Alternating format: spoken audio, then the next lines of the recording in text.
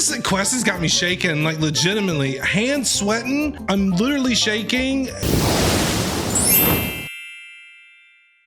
Real quick, I do a lot of theory crafting during this video, so leave a comment letting me know what your thoughts are on some of the theories that I come up with. Also, don't forget to drop a like and subscribe. I'd greatly appreciate it. And come over and hang out with us live sometime. The link is down in the description below. So I hope you enjoyed my reaction to Arlecchino's story quest. Arlecchino, daddy, father, mommy, whatever it is you want to call her. We're going to go and hang out with her today. And I am so excited. I have never been this excited for story quests in Genshin Impact. I cannot wait for this. I think it's going to be amazing and awesome and one of the best story quests yet. She is such a mysterious character. I adore her. I love her. I'm glad I pulled her and I cannot wait to go and hang out with her. So let's go see what father is up to. When the hearth flame goes out, the child who doesn't exist. It's a fine day. Yes, a fine day for a stroll around Poisson. Ooh, fine day for a stroll with Arlecchino. Let's go. Oh, I'm so excited. Lenny, bro, you have no idea how excited I am. You have no idea. I hope there's like crap ton of lore. Oh, Paimon knows that voice. Lenny, how you been, bro? Over here. Hi. Dude, I can't wait. Why are we down here in Poisson? Though that's a good. I have a question, Lenny. Kind of weird that they're down here in Poisson. To borrow one of the more popular turns of phrase at the moment, this appears to be quite the fated reunion. Running into you two out of the blue like this has really made my day. I certainly wasn't expecting it. It's made my day too, Lenny. How you been, bro? You can say that again. What brings you to Poisson? Wait, Paimon's got it. You must be here for one of your magic shows, right? Actually, we've run into a bit of trouble on the home front. Okay. So Father arranged for us to stay in Poisson for the time being. Okay, what's the trouble? What's the bit of trouble? I need to know. Oh, are Lynette and Fremine here too? Yep, along with most of the other members of the House of the Hearth. You may have noticed Poisson seems a bit more crowded than usual. Okay, so there's more members of the House of the Hearth than the three that are there, right? So Lenny from Lynette, and he also says with most of the others, other members of the House of the Hearth. How many members are there? So you're saying nearly the entire organization has moved to Poisson? Sounds like you've run into way more than just a bit of trouble. What's really going on? I'm so invested in this, and we just got started. Well, Since the two of you are so curious, perhaps I can fill in the gaps. Yes, please. Oh my God, I'm so excited for her. She makes me sweat. She makes me hardcore sweat. Oh my. Ooh, she gives me chills, bro. You scared Paimon half to death. Didn't scare me. No. Father, you're here. I love a good villain. I love a good villain. You know, on second thought, maybe we don't need to know. No, It's I all want to know. probably super confidential House of the Heart stuff, right? I want to know. We totally weren't trying to pry or anything. No need to be nervous. I could sense your genuine concern from your conversation just now. Ooh, I feel like there's something up with her with the glitching. It's like she's not a part of the game. She's not supposed to be here. Or like she's not a part of Teyvat. And Teyvat's trying to fix her when she glitches, or like there's something in Irminsul. Like her data is corrupted. That's almost kind of what it feels like, right? Like her data in Irminsul is corrupted.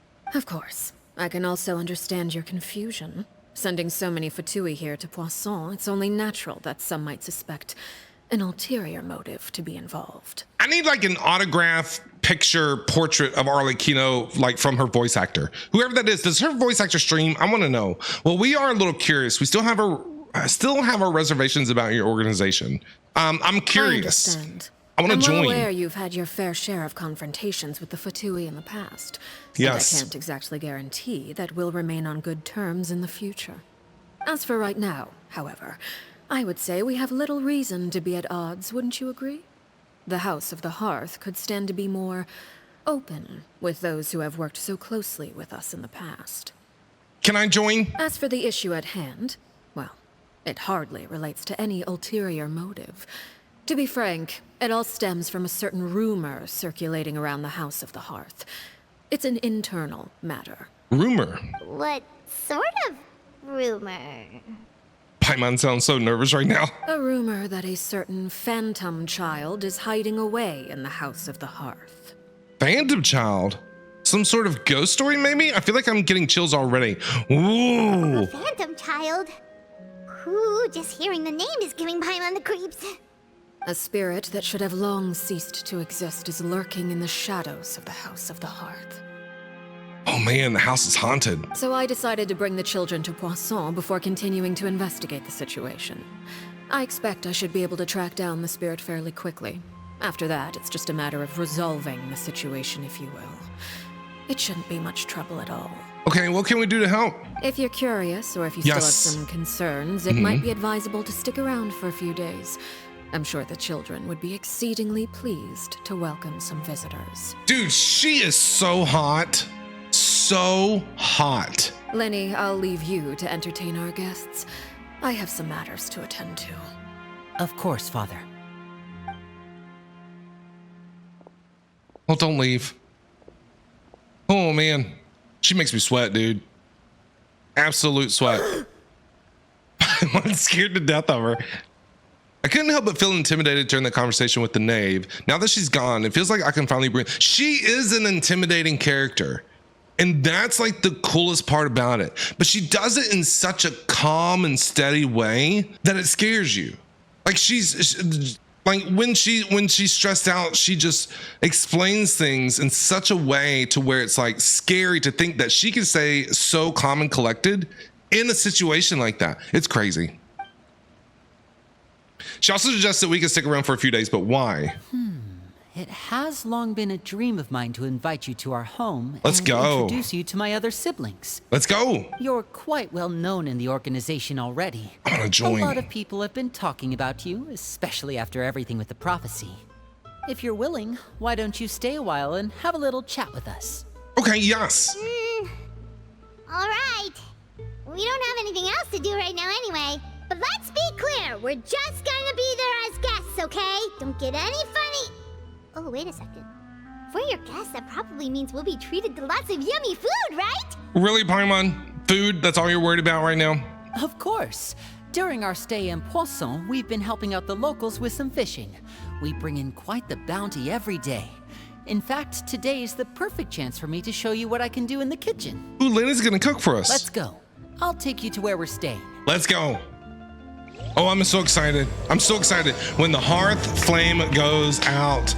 Dude, let's go. We rented this house from one of the locals to use as a temporary base. Okay. I'll come back later and tidy up a bit. Oh, you don't have to clean up for That, us. It should be all ready for you to stay in tonight. Oh, thanks. Free place, free food. I like it. Awesome, thanks. So, where are we off to now? Well, when I happened to run into you two earlier, I was actually in the middle of distributing some supplies. Okay. With this many people staying in Poisson, we have to bring in outside supplies every now and then. I should probably make sure the rest of these provisions get delivered. Okay. Otherwise, people might start to get antsy. Would you like us to help? Okay, we'll come with. Yeah. There are all sorts of rumors about your organization floating around out there. Paimon's not sure if she could even take a wild guess as to what's true and what's not. I want to know. But now that we I wanna finally join. have the chance to see a day in the life of the house, we can take a good look at how you operate. Well, you're more than welcome to come along. Just follow me. Will do. Lead the way. Hey, kids. Are you part of the House of the Hearth too? Wait, do the kids still have to fight each other? Here. The supplies. I'm assuming you've... I wonder if the rules have changed about the House of the Hearth. If the children have to fight each other to become the new king, or did Arlecchino change the rules? Brought them with me? Yep, here you go. Hello? Something caught your eye? Are you staring at us? Like, yeah? It's the Yeah? Traveler in Paimon! Yeah, hi, how you doing? You want our autograph?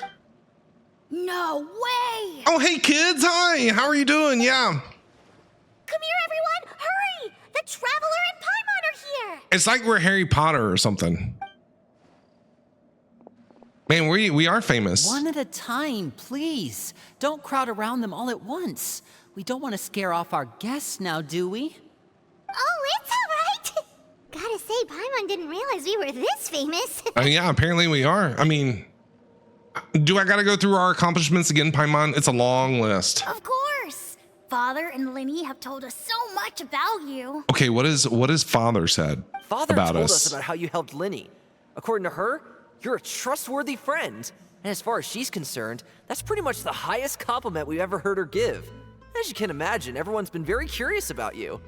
It's interesting that she considers us a friend. Huh. I heard the Traveler is so strong that he can move a mountain with his bare hands. That's right. Oh, look at these guns. I heard Paimon eats so much that she can clean out the entire pantry at Hotel Tabor in just 3 days. That's true. I heard it was 2 days, but yeah. Wait a second. That's the rumor you heard about Paimon? Oh, not cool at all. Mine's also a bit of a stretch. Oh, wait. When guests visit, you're supposed to give them gifts and stuff, right? No. Oh, we don't need something like that. Besides, we don't have anything to give to you. Come on, we insist. I can give you some of my new potions. Just pick Hey. your poison. And by that, I mean medicine or actual poison. I've got both. Wow. This kid's a chemist. Or maybe Shaplo can teach you guys about stealth. He's super good at it. He's never been caught. Ah, now that's not a bad idea. I know you usually prefer to fight head-on, but it never hurts to expand your bag of tricks, right? When it comes to eliminating your enemies, staying quiet can go a long way. Trust me, I would know. It's gonna turn to Metal Gear Solid. I was poisoned not too long ago, and I'm still dealing with the after effects. I'm not Poisoned? quite as good as I was before, but I can still give you some pointers. How'd you get poisoned? Wait. When you said gifts, Paimon didn't think you meant poison and stealth tactics. I love how she's like straight up yelling at him. But those are the best things we can give you. You don't like them? Ooh, how about this? Tell me the name of someone who really annoys you, and we'll teach him a lesson for you. Ooh, a name that really annoys me. Dory. Dory? The dangerous suggestions keep on coming one after another. You Alright, start to, I folks, can't Selwar. read that fast enough. I think that's enough suggestions for now. When it comes to being a good host, it's the thought that counts. You don't need a physical gift to make our guests happy. In fact, pestering them with suggestion after suggestion might make them more annoyed than anything. I would say your enthusiasm has certainly gotten across. Really? Yes, I appreciate it. I can give you an autograph. How about that? Absolutely. We definitely feel the love. Yes. Awesome. Man. It's been so long since we've had guests to play with. If there's anything you need, just let us know. Yeah, especially if it's poison or something. I've got all sorts of potions for that. This little girl's dangerous. Well, we'll talk to you all later. We've still got supplies to distribute. She's like the Clea of Fontaine, except she does poison instead of bombs. All right, see you later. Bye, guys. It was nice meeting you. Thank you for being awesome. Keep up the good work. Bye. Bye. Look at them. Oh, they're so happy to see us. Lenny, about all that poison and stealth tactics talk just now. Scared you, did it? That kind of talk comes with being part of the House of the Hearth. Yeah. When Foltz was really young, he They're strangled trained all killers. of his family pets. Just out What? of curiosity. He was labeled a dangerous problem child and was abandoned by his family. Whoa! Dude! Faults! Bro! What? Man, Fontaine has taken a turn. I mean, they're selling kids on the black market and all kinds of stuff. Oh my God, Foltz is strangling his family pets just for fun, just to see what would happen. Like, geez, man. Everybody in Fontaine's a psychopath.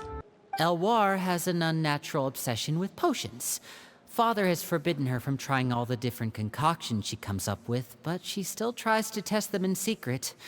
You really have to keep an eye on that one. Yeah, they're terrifying.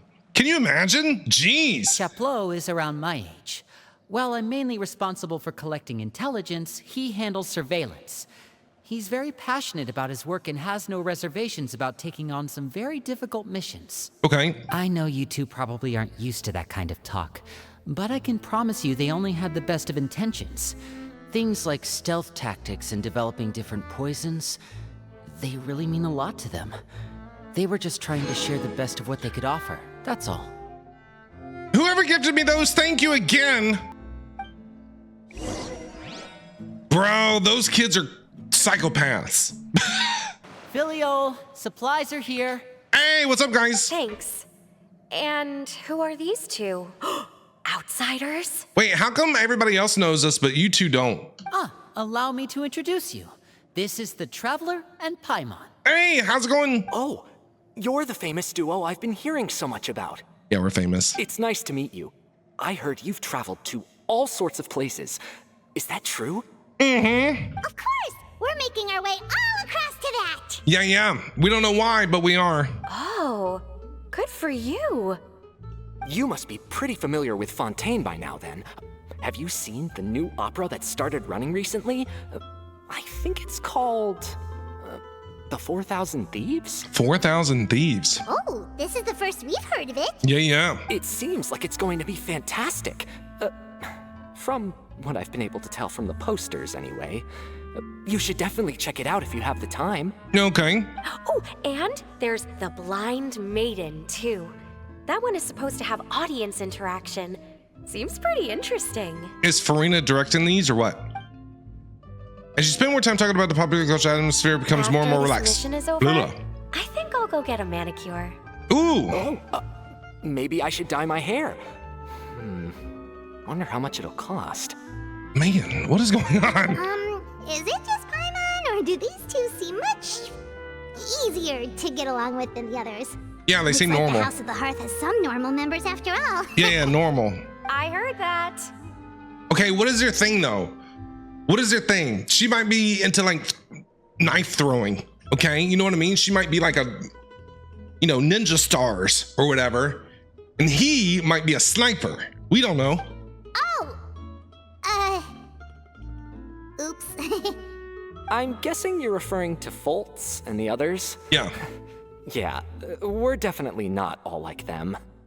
I bet those crazies are practically foaming at the mouth right now. I'm sure they just can't wait to get back to Snezhnaya to carry out the plan. What plan? Carry out the plan? What plan? What's the plan?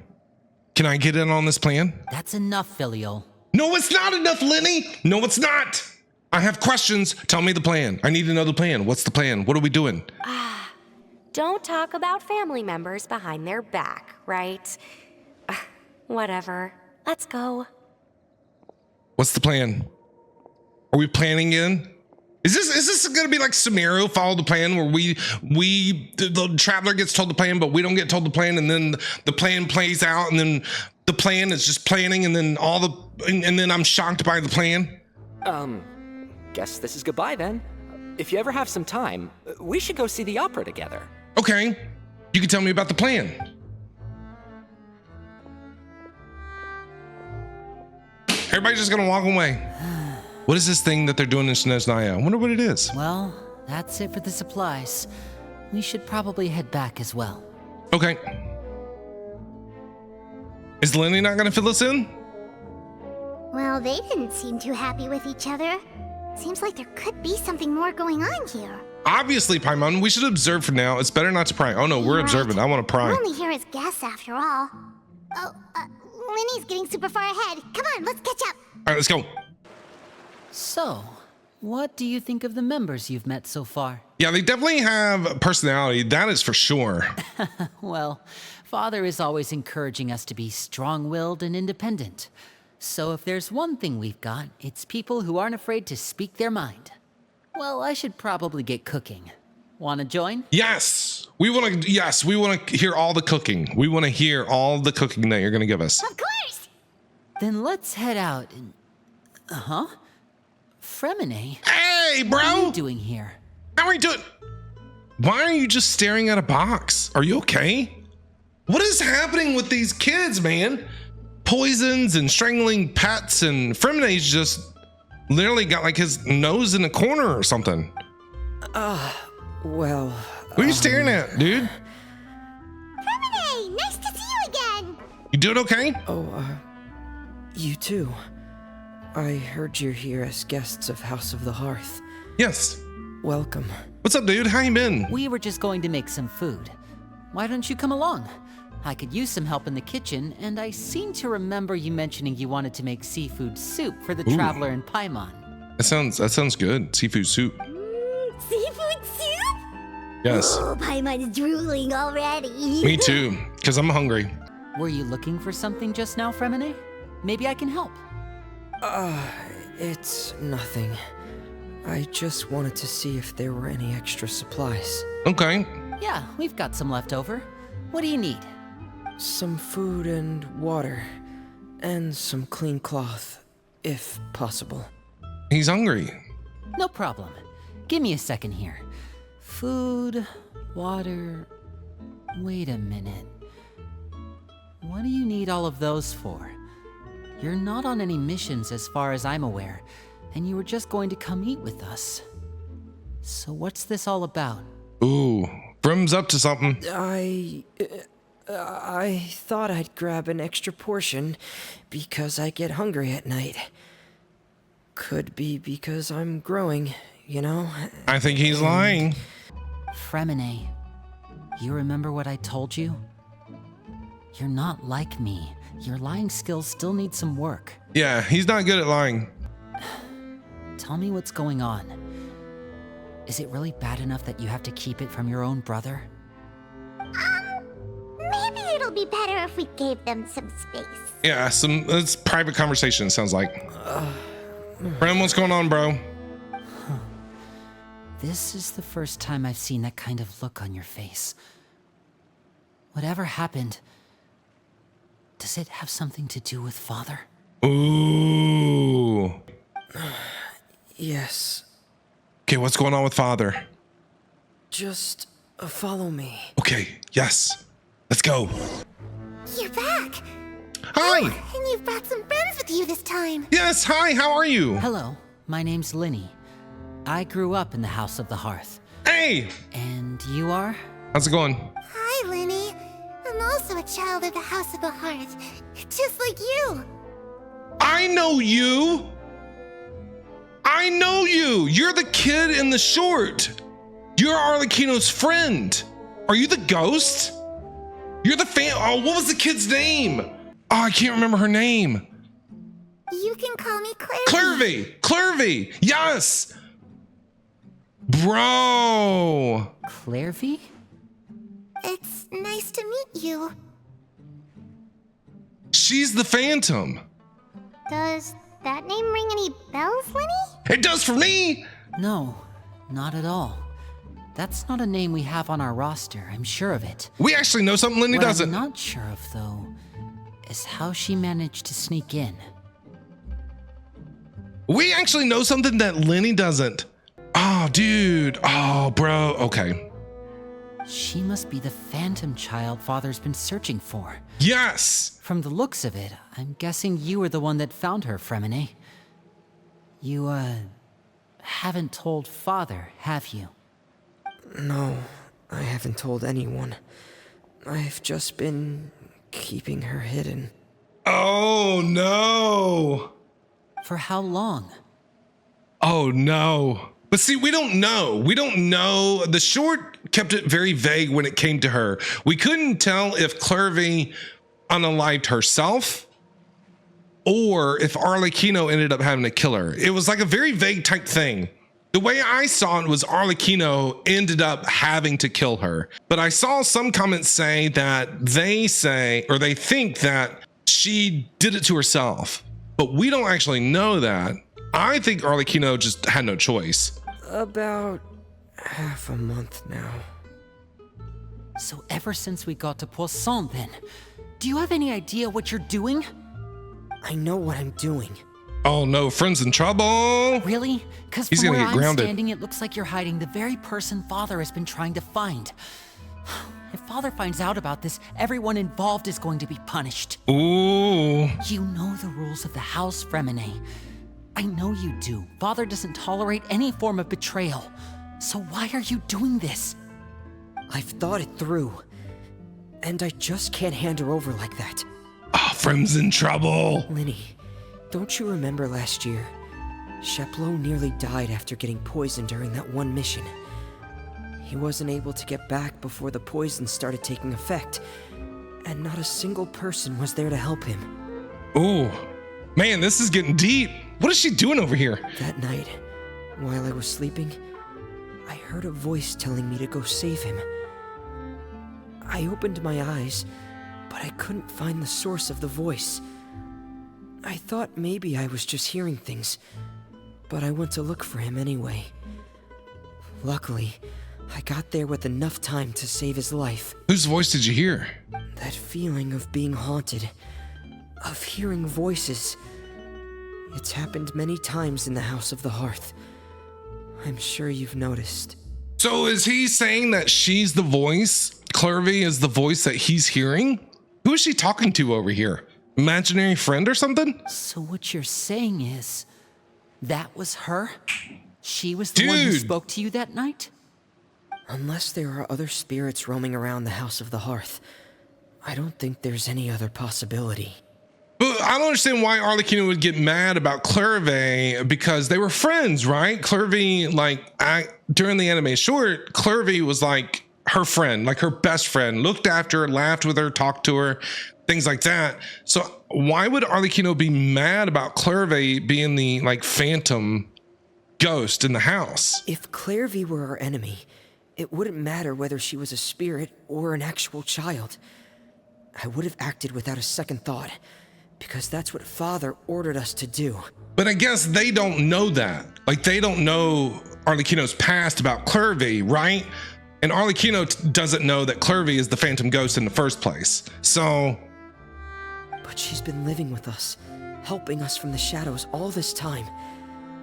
I think that makes her family. I couldn't just hand her over to be dealt with. Not when there's so much we still don't know. So what's your plan then? You can't keep her here forever. Someone is bound to find out eventually. I haven't thought that far yet. I don't want to disobey an order from Father, but I also don't want to put Clervy in danger. Oh, Fremone's in between a rock and a hard place. Come with me. There are a couple things I'd like to say to you in private. Ooh. Lenny gonna lay into him. Clervy! Can we just chat with her? Oh, I want to learn so much more. Those two sure care a lot about each other. Yeah, they do. Oh, this is so interesting. Another question I have about Arlecchino is the curse that she has on her hands, right? The black curse that keeps spreading. How did she get that? I want to know that too. And what makes it spread? Well, they got a funny way of showing it. From where Paimon was floating, it sure seemed like they were about to bite each other's heads off. No way! They have a really deep bond. I could tell right away, because I also have a friend like that. She's talking about Arlecchino. I just don't know how long that kind of bond can last. What do you mean? The darkness in the house runs deeper than you can imagine. No one can get out alive. Dude, let's go. So she's saying that they're gonna have to kill each other, or somebody's gonna have to die. I'm sorry, Linny. I really didn't mean to drag anyone else into this. Oh, really? You didn't mean to? 'Cause I, for one, wish you did. Huh? What do you mean? This is so good. You know, when we were younger, you didn't call me Linny. You called me brother, just like Lynette. We grew up together, the three of us. We were all orphans, all rescued by Father. Of all the siblings in the House of the Hearth, I think our bond was the closest. Later on, when you started calling me Linny, I wasn't actually surprised. After all, Lynette and I are related by blood. We've had to depend on each other to survive long before we joined the house. See, now it makes me wonder if they know what the deal is with the House of the Hearth. Do they already know that they're gonna have to, well, from the prior rules, we don't know if Arlecchino kind of changed the rules, but it makes me wonder if they know that they're gonna have to fight each other to become the new, basically, king, father, mother, whatever you want to call it. of the House of the Hearth? Or is it just like announced one day? Arlecchino's just like, all right, everybody, battle royal, here we go. Fight to the death. Go for it. Lenny, The darkest and most difficult moments of my life happened before you and I had ever met. I'm sure that's true for you as well. Even so, Fremine, we've stood by each other for all these years now, and to me, that means more than blood. They must not know that they have to fight each other if the rules are still in place. You and Lynette are the most important people in my life. No one can replace you. So I won't let you face anything alone. Not if I can help it. Yeah, that has to be the case. They don't know. Oh, looks like things are getting kind of heated between Lenny and Fremine. Maybe we should go check on them. Yeah, maybe. But I want to talk more with Clervy. Oh, it's raining. I should put my clothes away. What, Clervy? Wait, she's going in and out. Looks like she's not here either. What? Oh, that's such a neat little detail that they did. She keeps going in and out like a ghost, and she's trying to, she said Perry, which is Pearware's, Arlecchino's previous name. What could Bro! children be up to? Oh, that's such a good little detail. Hey, you two! Hope we aren't interrupting anything. Like a fight, or... Y'all doing okay? Did y'all work it out? Wait a Hug it minute, out? Fremine, you're not crying, are you? Is everything all right? everything's fine. Oh no. Thanks for asking. Frem is sad. Well, we're all friends here, right? We've been through so much together, so if there's anything we can do to help, just say the word. Frem is sad. You need a hug, bro. It's just a small family dispute. It's not something our guests should trouble themselves with. In fact, it might be better if your stay ended here. Oh, he's trying to protect us, but sometimes having guests around can come in handy. True. What are you getting at, Traveler?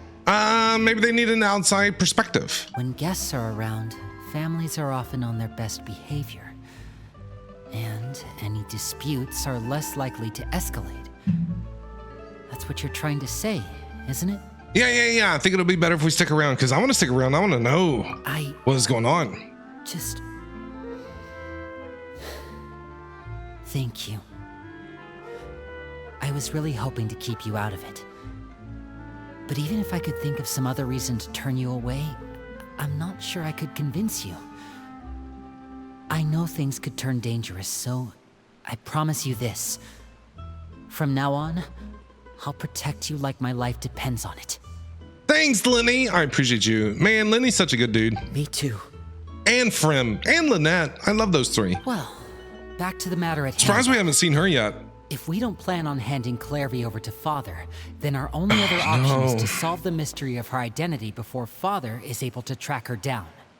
So we're going to look into the history of Clervy. That means finding out where she came from and what she's doing here. Oh no, Then they're going to we can know. send her on her merry way and pretend like none of this ever Wait happened. a second. I think I see where this is going. They're going to find out about Clervy being Arlecchino's best friend and or Pearware, whatever you want to call her, and having to kill Clervy to become the new king of the House of the Hearth. And they're going to learn that the family, the children in the House of the Hearth, had to fight each other. Arlecchino's going to be like, okay, here we go, Battle Royal. And these three, Lynette, Fremine, and Lenny are going to be like, we are not going to fight each other. We are family. We love each other. We're not going to do it. We're not going to do what you want us to do, type thing. And Arlecchino's going to get pissed. Arlecchino's going to get mad. And it's basically, like I said, it's going to be testing their loyalty to the House of the Hearth, because they are going to have to fight each other, right? But they don't know that. And they're going to find out that that's what they're going to have to do. And they're going to be like, we're not going to do that. Oh, man. Oh, this is going to be good. I've tried that already. It has to be. And? And nothing. I tried taking her somewhere really far away, but after some time, she just reappeared. She even came with us all the way to Poisson. It seems like wherever the house is, she follows. Yeah, okay. I don't know much about spirits. Do you two have any ideas? I know who she is. This is the first time I think I know information before Traveler, Lenny, and any other character in the game, and I love it. Well, I don't know. We don't know how the story's gonna play out, but we know who Clervy is. You know what I'm saying? Let's see here. Paimon remembers hearing something like, if you fulfill a spirit's last wish before they died, they'll let go of whatever's keeping them here and return to the ley lines. Ooh, I wonder what she wants. Oh, it's just that Paimon doesn't really remember where she heard that, so it's not guaranteed to work or anything. Well, sounds like it's worth a shot. Guess that means we should go ask her about her wish. But first, Fremine, I need you to promise me something. Dude, I'm loving this. What is it? I need you to promise me that this will stay between the two of us. We're the masterminds behind this whole thing. No one else gets involved. Can you do that for me? I don't like how they call themselves the masterminds. It makes them sound like evil. Of course. All right. Oh, Then let's sorry, I seal didn't mean the to hit promise that. Just like when we were kids. Fist bump on 3. Fist bump? Ready? 1, 2, 3. Fist bumps. I swear. Oh, Lynette showed up. Oh, this is showing them when they were kids.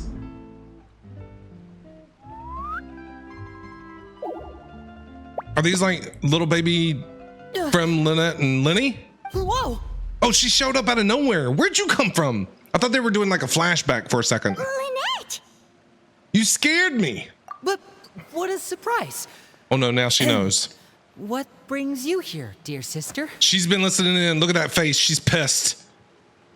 She's mad. And, when exactly did you get here? She's pissed off. She knows. She's been listening. You're an idiot, brother.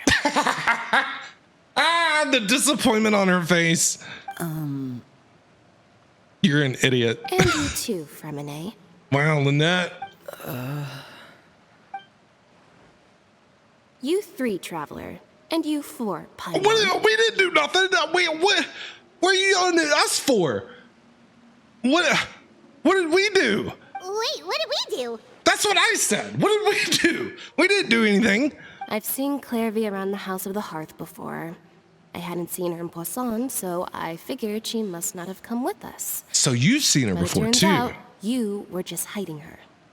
I heard you talking about your plan. Rather than steering clear no. of the situation, I'd rather fully join in. Oh, this is going to be bad. And they're like, If you well. don't agree, I'll have no choice but to report everything back to Father. Ooh, Simple as that. extortion. She's Not extorting giving us. Much wiggle room here, Lynette. Well, I guess we're all in this together then. After we talk to Clervy, we'll figure out our next move. Okay, now I feel bad because Arlecchino, remember that group that we first met with the kids and the poison and the other kid that strangled the pets and all that stuff? They said that Arlecchino told them that we're a trustworthy friend, right? That's what they said. And now we're hiding this from Arlecchino. And I feel like now she's going to find that out, that we're a part of this, and be like, okay, you're not as trustworthy as what I thought you were. There's no time to lose. Let's go. All right, let's go. Let's go. She's going to be so pissed. Oh, she said that she could trust us, and now we're betraying her. Staring Oh, into my eyes is no. ill-advised. I'm full. Thank you for bringing me this food, you guys. You did. Are those pancakes? What is that? Looks like hamburgers stacked on top of each other. She said she's full, but the food doesn't look like it's even been touched. Yeah, that's what I said. She's a spirit. She actually can't eat. That's right. Based on what I've been able to observe, it doesn't seem like Clervy can interact with the physical world at all. Still, when she's presented with food, she'll always linger around it for a good little while. Maybe, in her mind, she really is eating those things. Yeah, maybe. Does she know that she has already passed away? I've She tried has to to ask know. her, but she didn't answer. My guess is that she's just as confused as we are. Or maybe she couldn't understand the question at all. Clairvy, if you've got some time, I'd like to ask you a few questions. So many questions. I have so many questions for her. Let me ask. Sure. Oh, another new friend. Hi, I'm Clairvy. Hello. Lynette's so cute. Clairvy, how did you join the House of the Hearth? Huh? Isn't it the same for everybody? The knave brings you here and then you can't leave. It's just that your name, it's not on the roster. And I've never seen you before. The roster? Oh, I get it now. I think there might be some things you don't know about this place. Ooh, tell us, Clairvy. Tell us all the things. The people in charge, they're not as nice as they look. They say they keep a roster, but it's not complete. There are a lot of people who aren't on it, and never will be. Ooh. In this house, some people are family, and other people are just Test subjects. Those kinds of people aren't ever going to get a place on the roster. Unless it's the roster of people who've been executed. Ooh. Wait. Wait. I have an idea. So the first group that we saw with the kids with the poison, the kid strangling the pets and all that stuff, and the trained assassin and all that, right? They're the family, quote unquote, the family. But then the second group that we saw were the two people that we saw, the one that was talking about like dyeing his hair, and the other one said that they were going to get a manicure. They're the test subjects. And they're never going to get on the roster because the family are using the test subjects to like train up, basically. No way. Wait, does that mean the knave... Is there anyone that can vouch for you? Perry, she's my best friend. She's the only one I trust in this place. Yo. Have either of you heard of that name before? I have. No. Oh, they don't know. Me neither. Clairvy, Perry. Neither of those names are on the roster. You sure about that, Lenny? But it seems like she's telling the truth. Either that, or this kid's already got a bag of tricks bigger than mine. Maybe we should try a different approach. Clairvy, do you have a wish? Ooh, good question. A wish? It can be anything you want. Just imagine. It's your birthday, you're blowing out the candles, and your wish is... To be 23 again. That would be my wish.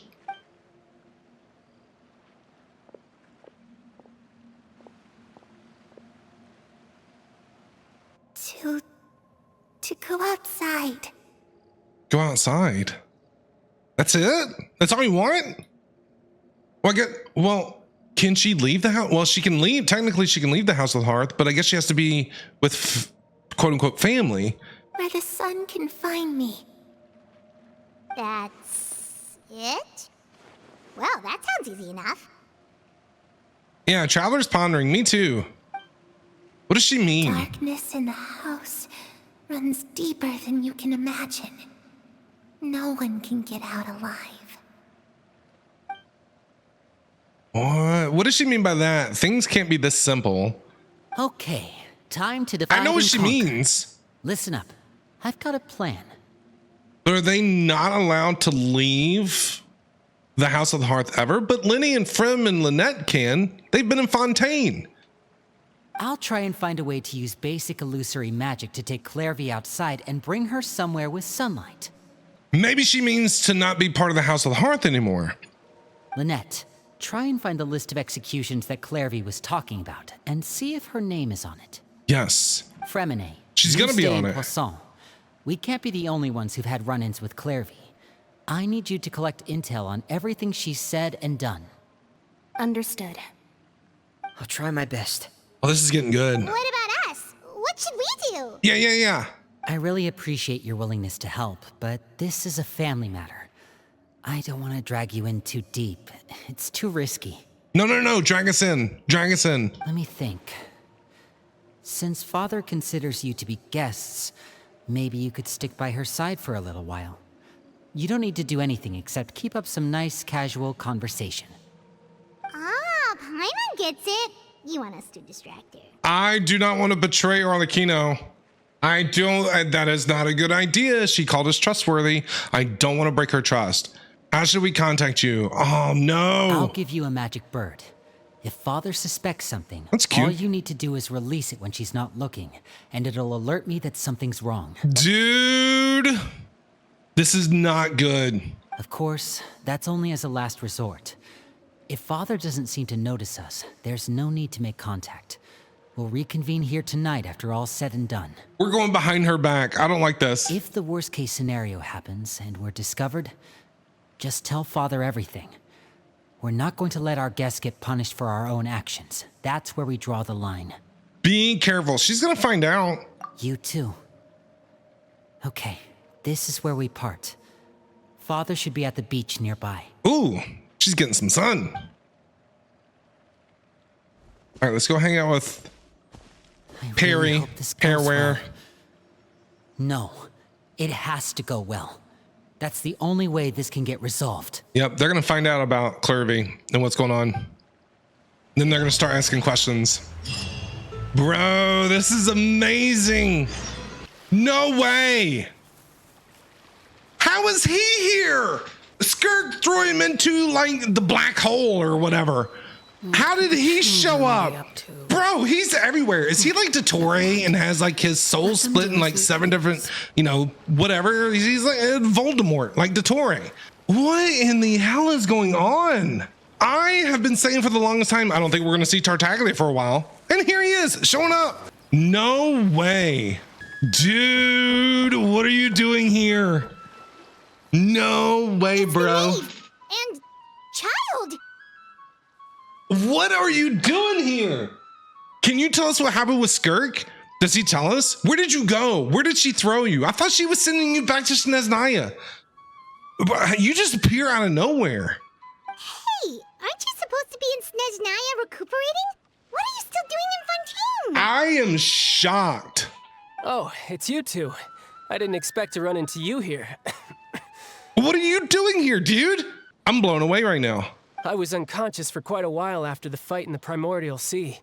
After I woke up, I realized I was being taken back to Snezhnaya, and well, I couldn't have that now, could I? Not when I've still got unfinished business here in Fontaine. So, I mustered up all my strength and made the journey back on my own. Oh my God. Oh my God. So now, see, I've been saying ever since he got thrown into the black hole, I was like, I don't think we're going to see him in Nalin. But now I think we're going to see him in Nalin. This guy's always looking for a fight. And Nalin is going to be the nation of war. Bro, dude. What sort of unfinished business are we talking here? It has to do with Skirk, my master. Oh, I really wanted to no. meet up with her, but by the time I got back, she had already left. I still have so many questions for her. Where'd she go? Without any other leads, all I could do was ask the knave to help me track her down. She must have left behind some traces from her time in Fontaine. Oh, God. Oh, okay, so have you found any clues? Unfortunately, no. While the House of the Hearth is adept at collecting all manner of intelligence, certain existences can still manage to escape our purview. He might be the character that dies. What if Child shows up over in Nalin, right? Gets into a fight and he actually ends up dying because of his hard-headedness. I'm just shocked right now. Like literally, I'm speechless. I have no words. I was not expecting him to show up in this. Basically, unless Master feels there's a need to meet with me, she's not going to be found. I wonder where she went. Where's Skirk? Does Skirk show up in this? No way. But that problem has an easy fix. I just need to become stronger, and then... Are you sick, bro? What's going on? Paimon thinks you should focus on getting better first. Yeah, he's worried about getting stronger and beating people up. You need to calm down, dude. The worst of it is over. I don't know about that. It's all thanks to that one kid from the House of the Hearth. Elwar, I think her name was. She gave me a bunch of random potions to drink. I wouldn't drink anything from that little girl. Let me tell you. Pain and chills all over. But they really did help speed up my recovery. Oh my God. And that's good, because it looks like I really do have to head back this time. The old man's been putting the pressure on me. He sent someone to tell me I'm needed for some sort of project. Project. That's good, because it looks like I really do have to head back this time. The old man has been putting pressure on me. He sent someone to tell me I'm needed for some sort of project. Okay, so the old man, so we're talking about Skirk's master. Is the old man that he's talking about? Project Stuja? Stuja. Yeah, that's the one. I heard Regrator's involved too. Regrator. I'm not looking forward to having to listen to all his monologuing, that's for sure. Regrator. Hey, maybe you could think of a way for me to stay in Fontaine for a little longer. Regrator. Who's Regrator? Regrator is Pantalone, apparently. So, but is Regrator Pantalone's harbinger name? Maybe we're gonna meet Pantalone sooner rather than later. Helping Linny and the others brush up on their fighting skills would be far more interesting. If you and I could spar, that would be even better. I've been waiting for a chance to see you go all out. And here he goes again. Here he goes again. You need to calm down. Like, literally. Like, you show up in Fontaine, you cause a mess, a whale shows up, you get into a fight there. I mean, what does this boy want? He has a death wish. And what a sweet little daydream that is. But I also have a role to play in all this. I'll be leaving Fontaine shortly as well. No, don't leave. Don't leave. Besides, considering how little they see fit to step outside the homeland, being called on to return to Snezhnaya by such illustrious dignitaries, what a great honor. Wouldn't you agree? Ooh. Ooh. One I could do without, I'd say. So invested. Is it just Paimon? Or does it kind of seem like they're just casually trash talking each other, their colleagues behind their, yeah, they're just talking about the harbingers, like behind their back. Yep. So, dear guests of the House of the Hearth, to what do I owe the visit? Just whoa, bro. Child seems like the type of person that in order to make friends with somebody, he'd just walk up to him, punch him in the face, and be like, "You are now my friend." Or he'd walk up to somebody to introduce himself. He'd be like, "Hi, my name is Child. You want to go have a fight?" Well, we just, I'm like Paimon right now. Like, that's how I feel, Paimon. Like, I just don't know what to even, like, think or say. Wanted to learn more about you, yes. Right! We're super close to Linny and the others, but we still don't know much about you. Is that so? Introductions have already been made, have they not? Yes, but we want to learn more. Like, why are your eyes the way that they are? Why do you glitch? Are you not supposed to be in Teyvat? I think that might be the reason why. Like, her data's corrupted in Irminsul or something. Oh, well, you see? There's only so much you can learn about someone from a short introduction. At least tell us something a little extra, like, why do you call yourself father? Huh, good question. I'd also like to know. Ooh. The fact that you have to ask tells me our intelligence work has been quite successful. Telling you the answer to that question would only serve to undermine that success. And we can't have that, now can we? Oh, she's gonna keep it from us. Spoken like a true diplomat. That was some expert sidestepping right there. Well, if there's nothing else, I think I'll take my leave. I still have a small matter to resolve at home. I'm still shocked to see Child here. Okay. Wait, don't go! She's gonna go look for the Phantom. If the Knave leaves right now, she's sure to run into Linny and Clervy. Yup. Should I release the bird Linny gave us? No, we should try to get her talking about something else first. Yes, about the House of the Hearth. What does the organization mean to you? I I'd also like to hear the answer to this. Does Child just not know anything about the House of the Hearth at all? I've met some of the members of your organization, and they all seemed like really good kids. They actually reminded me of Tonya and Tusser. Oh, Tusser. Oh, I miss that little boy. Which, by the way, if you ever betray them, I'm just letting you know, I won't let you off easy. Oh, shit. That sounds like a threat. And why would I betray them? Well, you've already betrayed the House of the Hearth once, haven't you? At least, that's what I heard.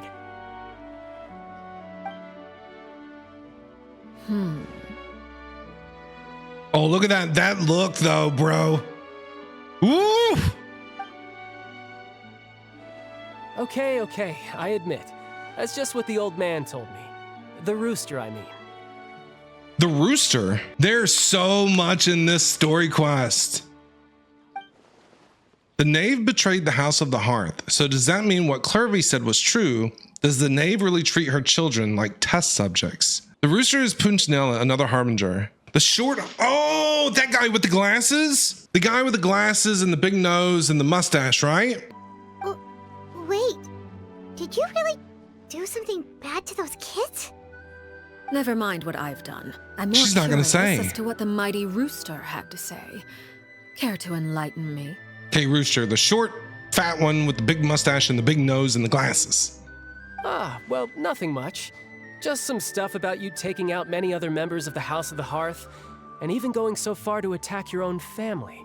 That was back when she was younger, right? The previous mother. I see.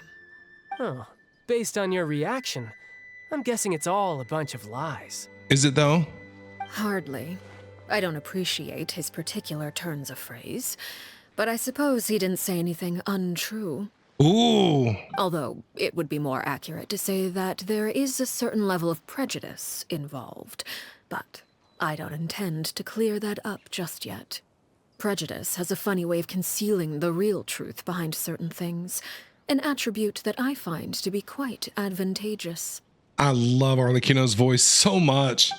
Call Let's to her yourself talk a all day. Fontanian, for example, and people will assume all sorts of things, when the real truth is that this is simply the land where I was raised.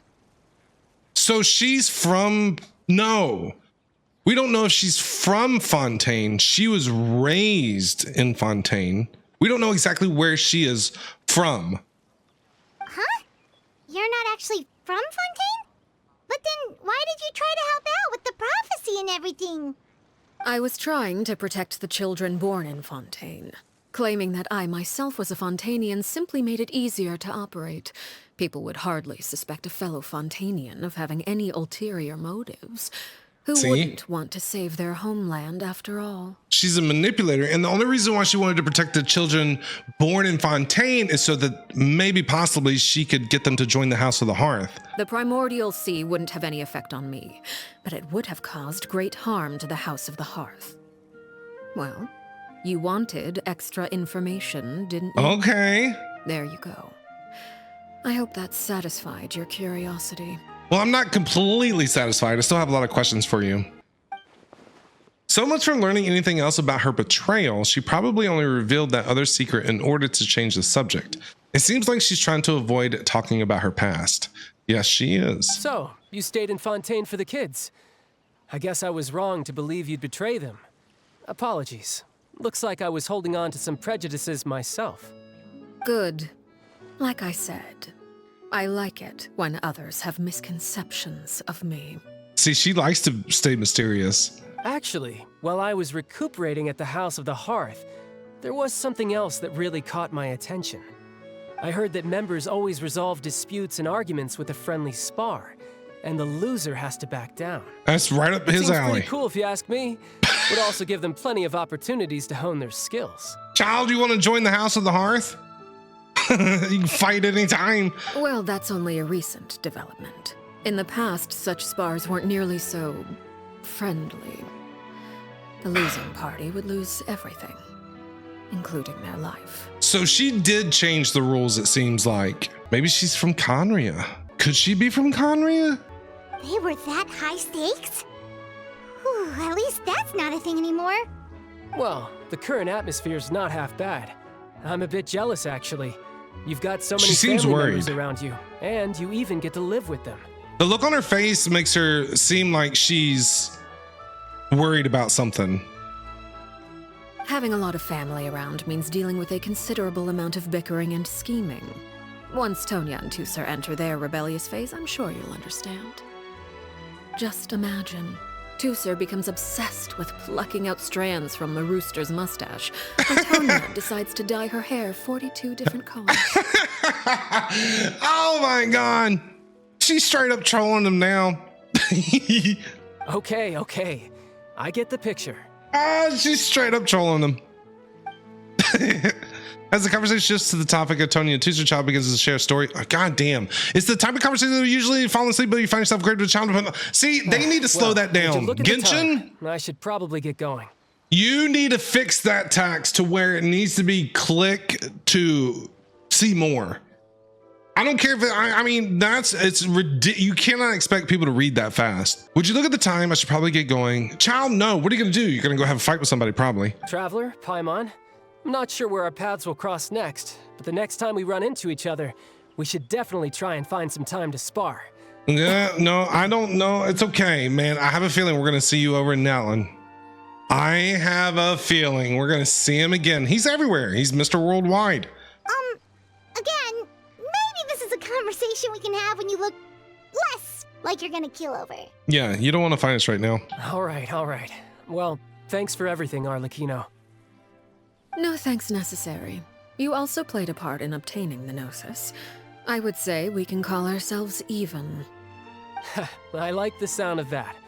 Well, I'm off. See you all some other time. Yep, over in Nalin. He's on the way. That's where he's heading, isn't it? That's where he's going. We should probably get going too. Do you want to head back with us? Oh? You want me to leave so soon? I mean, I can stay with you as long as you want. Oh, what you say? Paimon's terrified of her. Terrified. I'm rather enjoying the evening breeze. If you don't mind, I think I'll stick around for a bit. I have some things to think about. We can hang out with her. Apologies for not attending to you like a proper host. Please forgive this slight. I do hope you'll have a pleasant stay. Dude. We managed to keep her distracted until nightfall. Good thing Child was there to keep the conversation going. You don't think she suspected anything, do you? That was a lot to take in right there. I wonder if Lenny ran into any issues. Let's hurry back and see how everything went. Okay, let's go back and see Lenny. That scene right there might have been the most we've learned about Harbingers. What is she gonna say? Oh? You decided to stay a little longer? Yes. Let's take in the ocean view together then. Yes, please. Get a cup of coffee and just hang out here and hold hands. I would love that. Yes, please. Lenny, how did everything go? Oh, Lenny. Oh, God. Are we gonna tell him? Are we gonna tell him? No. Well, long story short, we ran into a small issue. Clairvy can't go into the sunlight. What? Why? What do you mean? What Everything happened? was fine at first. She followed me up to the surface just like I told her. She a vampire or something? It's got to be something with the As I let her out bell of the necklace. shadows and into the sunlight, she vanished. Okay. She's a ghost after all. I turned around and there she was, standing at the edge of the shadows, silently watching me. Huh. Maybe she's afraid of sunlight, or... No, it wouldn't be her wish if that were the case. Well, we could always try pushing her into it. No, I'm not gonna push a little kid. Not sure pushing works on a non-corporal being. True. She's a ghost. Can't touch her. Oh, true. I've pretty much tried it all already. Nothing worked. Eventually, the sun went down, so all I could do was bring her back here. How did it go with you, Lynette? Good. I've got the list. It's right here. Ooh. Really? Well, what are we waiting for? Let's take a look. We're gonna see Clary's name on this list. Who's on the list? Who's on the list? Do we get to like read the whole That's thing? a lot of pages. Oh, it's gonna take forever to get through it all. Now, is this the list of the people, test subject or whatever that have been executed, or is this the list of the family members? I can't remember which one. Here. Yeah, take a section. Sure thing. La Pouillade, L'Endroit, Chambert, Horaire. Oh, execution. Okay, so this is the execution list. Horaire, L'Endroit. Oh, it's cool how they have photos. This is nuts, dude. Oh, yikes. That Horaire guy has a huge scar on his face. He's kinda giving Paimon the creeps. Ah, I've met him before. The scar is from an injury he received during a mission. I still remember him joking with me about it. He said any future lover would take one look at him and then lose all interest. Did he Chicks say take anything scars. else? Well, I asked if there was someone he was interested in. He said no, and that's where our conversation ended. Okay. It was only later that I learned he really did have someone he liked. He risked everything to escape so he could be with her, but it didn't work. One day, Father asked to see him, and, well, I never saw him again after that. Ooh, so if you try to leave the House of the Hearth, Arlecchino kills you. Bro. They don't know that. Well, Lenny's finally putting it together. Wait, so that means the knave, Yo. It may seem cruel, but it's just one of the rules of the house. Oh, so it is a rule. So Lenny does know. Betrayal is not to be taken lightly. We know too many secrets to come and go as we please. So if you do try to leave, you pay with your life. Dude. A solemn atmosphere decides over the grave lists the names. See, that goes too He's fast. Not here, huh? Killing me. Well, that's not too surprising. It doesn't seem like this list is complete. It only contains records dating back around 5 years. So Clervy's not on it, but it was only 5 years ago. So how long has Arlecchino been father? Let's shift our attention. Like, how long ago did that happen? Fremine, were you able to find anything out? Frem, what's on your mind? Fremine. What'd you find out? Sorry. I was thinking about something. I managed to talk to quite a few people, but I couldn't help but notice that the atmosphere in the house was a little strange. Strange. Yeah, I mean, I know there have been arguments in the past, times when people haven't gotten along. Chaplot and Filiol are a good example of that. Okay. Oh, those are two of the people that we met while delivering supplies. Mm-hmm. Paimon can see how they might not get along. They had very different vibes, and their, interests seem to be pretty different as well. Paimon's been pretty spot on during this quest. I will say her voice acting has been spot on. That's to be expected, actually. Father brought us all here, shared her knowledge with us, taught us how to fight. That's one thing we all share. But that's also where the similarities end. Not all of us feel the same desire to stay here. As members of the House of the Hearth, we're also considered part of the Fatui. Mm-hmm. And to a lot of people, that's an identity they never asked for. Right. Certain members get older and realize they want something else for themselves. But considering the rules of the house, most people would never say that out loud. They can't leave. People like Chaplot and Foltz are loyal to Father and her vision. They're proud to be part of the Fatui. Filiol and Nantoy, on the other hand, well, they aren't quite as enthusiastic. These kinds of conflicts have always been there. It's not like Father is in the dark about any of this. Well, that's true. But it just feels like things have gotten worse lately. Filiol and the others, it seemed like they were meeting in secret to talk about something. Oh, that's not good. That's not good. I can't say for sure, but I think they've met Clairvy. Oh no. You think she's been inciting them to act out? No, not exactly. But I wouldn't be surprised if she said something to them about the darkness in the house and how deep it runs. She's told me about it before.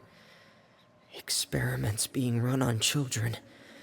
People being used as pawns on the battlefield without so much as the strength to survive. And they just believed all that? Without any evidence? Clairvy's words probably gave them the excuse they were looking for. Whether they actually believe them to be true is secondary. This is all because of Project Stuja, isn't it? What is Project Stuja? We know it's got something to do with Snezhnaya. What is that? Whoa. Hold on a second. What's this Project Stuja all about, huh? This is the second time it's come up now.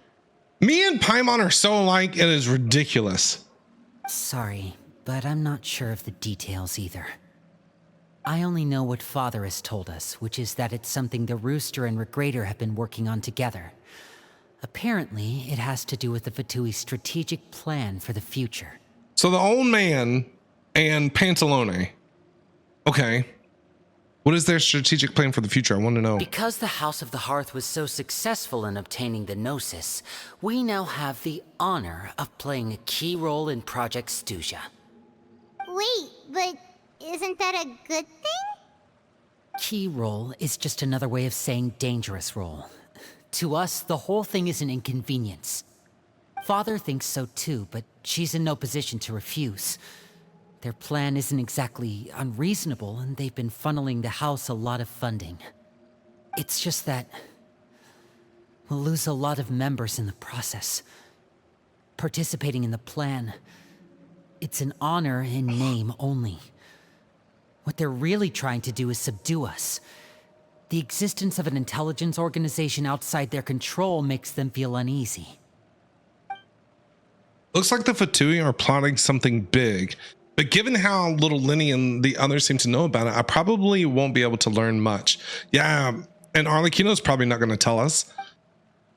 I should keep a sharp eye out during any future dealings with the Fatui to see what I can learn. Good idea. Okay, super complicated top secret Fatui business aside, what does all of this have to do with the conflicts you were talking about earlier? Paimon doesn't get the connection.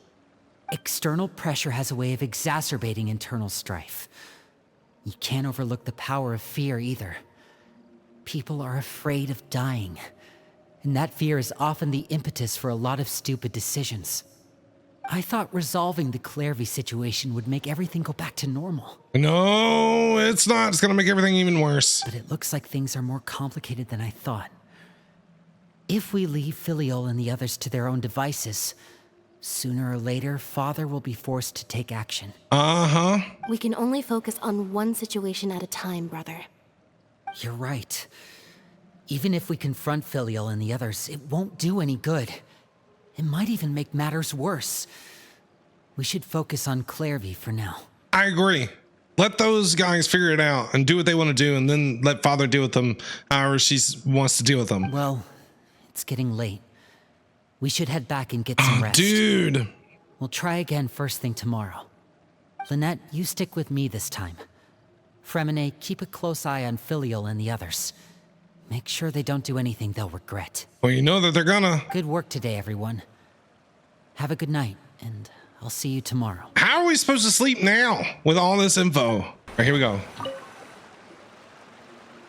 Your mind races was also exactly. Can you slow down? At all. I literally only read 2 words of that. Fix that, please, Genshin. Please fix it to where it's click to continue. Hey, you don't think the knave will be too angry with Lenny and everyone if she finds out about all this, do you? Oh, she's gonna be angry. She's even scary when she smiles. If she were to actually get angry... Ooh, you have to protect Paimon if that happens, okay, Traveler? Okay, no worries, don't worry. I'm also afraid of her. Yeah, she's terrifying. You can just hide behind me. Yeah. Trust is ever, Traveler. You're welcome. Look! Clairvy! Clairvy! Clarvy, what is she doing over there? Let's catch up with her before anyone sees. Yes, let's go. Is she gonna tell us what's going on?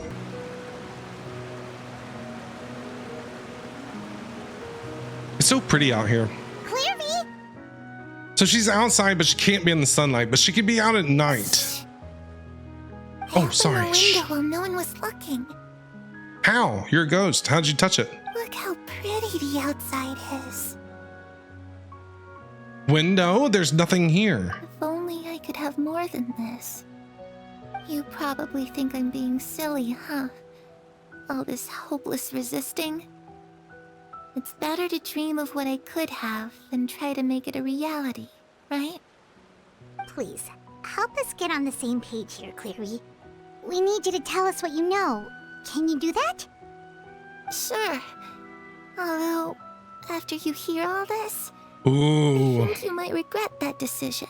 Ooh. Everyone in this family is nothing more than a tool. Something to be used and exploited. We're all expendable.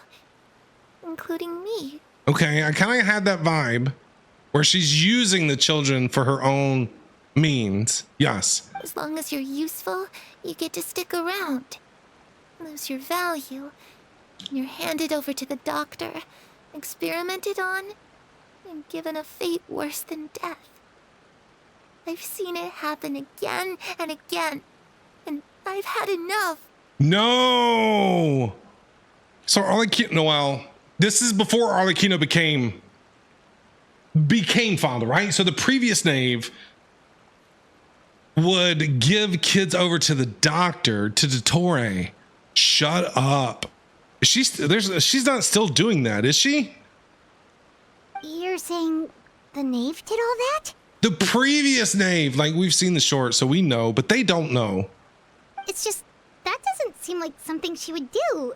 She's scary and all, but it seems like even she has lines she wouldn't cross. I knew you wouldn't believe me. So Arlecchino has changed the House of the Hearth, basically the rules. Everyone thinks she's a good person. They all think of her like a real mother. Yeah, she's talking about the previous knave. She's not talking about Arlecchino. Mother? Yeah. But she doesn't deserve that title. She's disgraced it and tarnished it. And if I had things my way, I'd never see her again. So Clarvy really did not like the previous knave. If only Perry But they was think... here, she'd understand. There's Perry again. Perry. There's that name again. Also, Paimon's getting a strange feeling. Uh-huh. It almost feels like she's not really here with us. Paimon can't tell if she's actually talking to us or if she's mistaken us for someone else. I'm not sure either. She's a spirit. Could be anything. Well, in any case, it seems like she really needs someone to talk to. We should keep her company for a little longer. Yeah, keep her talking. I want to learn more. She looks so young. But it seems like she's been through a lot. It's getting windy. I should close the window. Ooh, look at the moon. Isn't it pretty? Hey, wanna hear a secret? Yes. I heard that if you look up at the night sky in Snezhnaya, you can see the aurora. It's supposed to be super pretty. Even prettier than the moon tonight. I've seen it when I used to live in Minnesota, the Northern Lights. It is pretty. I'd love to see it. Harry and I promised each other that once we're older, we're gonna go see it together. You're tugging at my heartstrings, Clarvy. But I can't find her. I'm worried she's also been... No, that wouldn't happen to her. She's special. Mother likes her a lot. The music, dude. I should really go talk to Mother, but we just fought. She doesn't want to see me, and I'm too scared to face her. Poor Clarvy. What should I do? She's so sweet.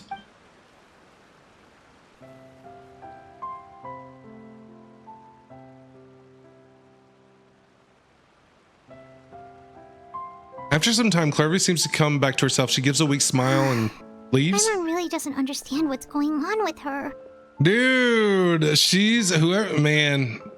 Well, let's head back. We've got an early morning tomorrow. Yeah. All right. The night passes. All right, looks like we're all here. Let's go ahead with the plan. What's the plan? Tell me that. The plan be planning. Before we do that, I have a question. Oh? What is it? Have the knave and the doctor ever worked together? What makes you ask that? Clervy said something, but... Well, we kind of ran into Clairvy last night, and that's what she told us. We met the doctor back in Sumeru. He's super dangerous, and he's done all sorts of bad things. It's possible that Father and the Doctor have had certain dealings, but I don't think Father would work with him. So she has changed the House of the Hearth in a good way, but not completely like good. Do you know what I'm saying? Like she just basically has changed. What is it? What's the word I'm looking for? Like the mechanics of the House of the Hearth, basically. We're not really on the same side, so there's not a lot of trust between them. That doesn't exactly set the stage for a successful partnership. I did hear, though, that when Father first became a Harbinger, the Doctor offered to work with the House of the Hearth. Father rejected most of his proposals, except for one. It had to do with some sort of secret experiment. Ooh. Secret experiment? Could that be what Clairvy was talking about? Ooh. I don't think so. No, I think this experiment is different. I don't know any details about the experiment itself, but I do know it's an entirely independent operation. The Doctor only proposed a direction for the research. That was the extent of his involvement. I still don't think that counts as working together. The details of the experiment are confidential, but complete records are kept on all participants. That doesn't seem to be the case with the situation Clairvy referred to. I know you don't agree with some of the Fatui's methods, and I'm not asking you to. But I am asking you to trust us on this. The House of the Hearth has its own principles. There are certain lines we're not willing to cross. Yeah, but it used to not be that way. It used to not be that way. Alright, that's good to hear at least. Clairvy seems to think the knave and the doctor worked together to do something horrible. If that turned out to be true, Paimon doesn't know how he would even face you guys. It's just that it doesn't seem like Clairvy is lying either. Well, she's not. The easiest thing to do would be just ask the knave directly, but Paimon doesn't think she'd tell us. Oh, she ain't gonna tell us nothing. Let's focus on the plan for now. Father didn't come back last night. She's probably still near the shore. We'll be counting on you to distract her. She didn't get no sleep? Does she ever sleep? Lynette, you're with me. Fremine, you know what to do. Be on your guard, everyone. All right, let's get to it. Ah, this is so fascinating. Hi, again. Ah, it's you two again. Yes. I must say, you look a bit pale. Did you have trouble sleeping last night? All right, we're gonna confront her or what? A little. Perhaps if you had less on your mind, you'd be able to absolve yourself of such troubles. So what are you planning to do now? Catch up on some sleep? Or should I give you some time to rack your brain for a topic to discuss before I ask any questions? I feel like she knows. I feel like she knows what's actually going on, and she's just playing with us. Do you know what I mean? I feel like she's like, I know you were just here yesterday to distract me. I know, like, she knows everything that's going on, but she's playing with us. She's toying with us. Although I must profess to being curious. Without child here, how do you plan on distracting me? I told you. She knew. She knows. She knows.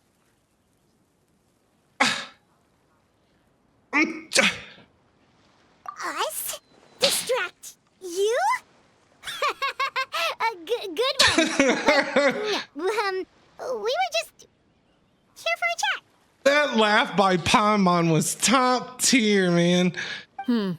Looks like you could have used some extra time to think. No matter. If you don't have any other plans, why don't you accompany me somewhere? Yes, where do you want to go? Anywhere, anywhere. Don't worry. I'll be sure to steer clear of any scheming children. See, she knows what is happening. Can't hide anything from Father. The ocean breeze is sure nice today. So you know everything. Children always think they can hide things from the grown-ups. That is true. But nothing gets past me. Least of all a little scheming. I think I'll let them have at it for a little longer. I can be very patient. Oh, man. Well, I'll leave you to think things over. If you're so inclined, meet me outside the Palais Mermonia. Ooh, we're gonna move locations. Yes. See you there. Good things come to children who do as they're told. So I do hope you decide to tag along. If only for your friends' sakes. Ooh. She's talking about Lenny, Lynette, and Brim.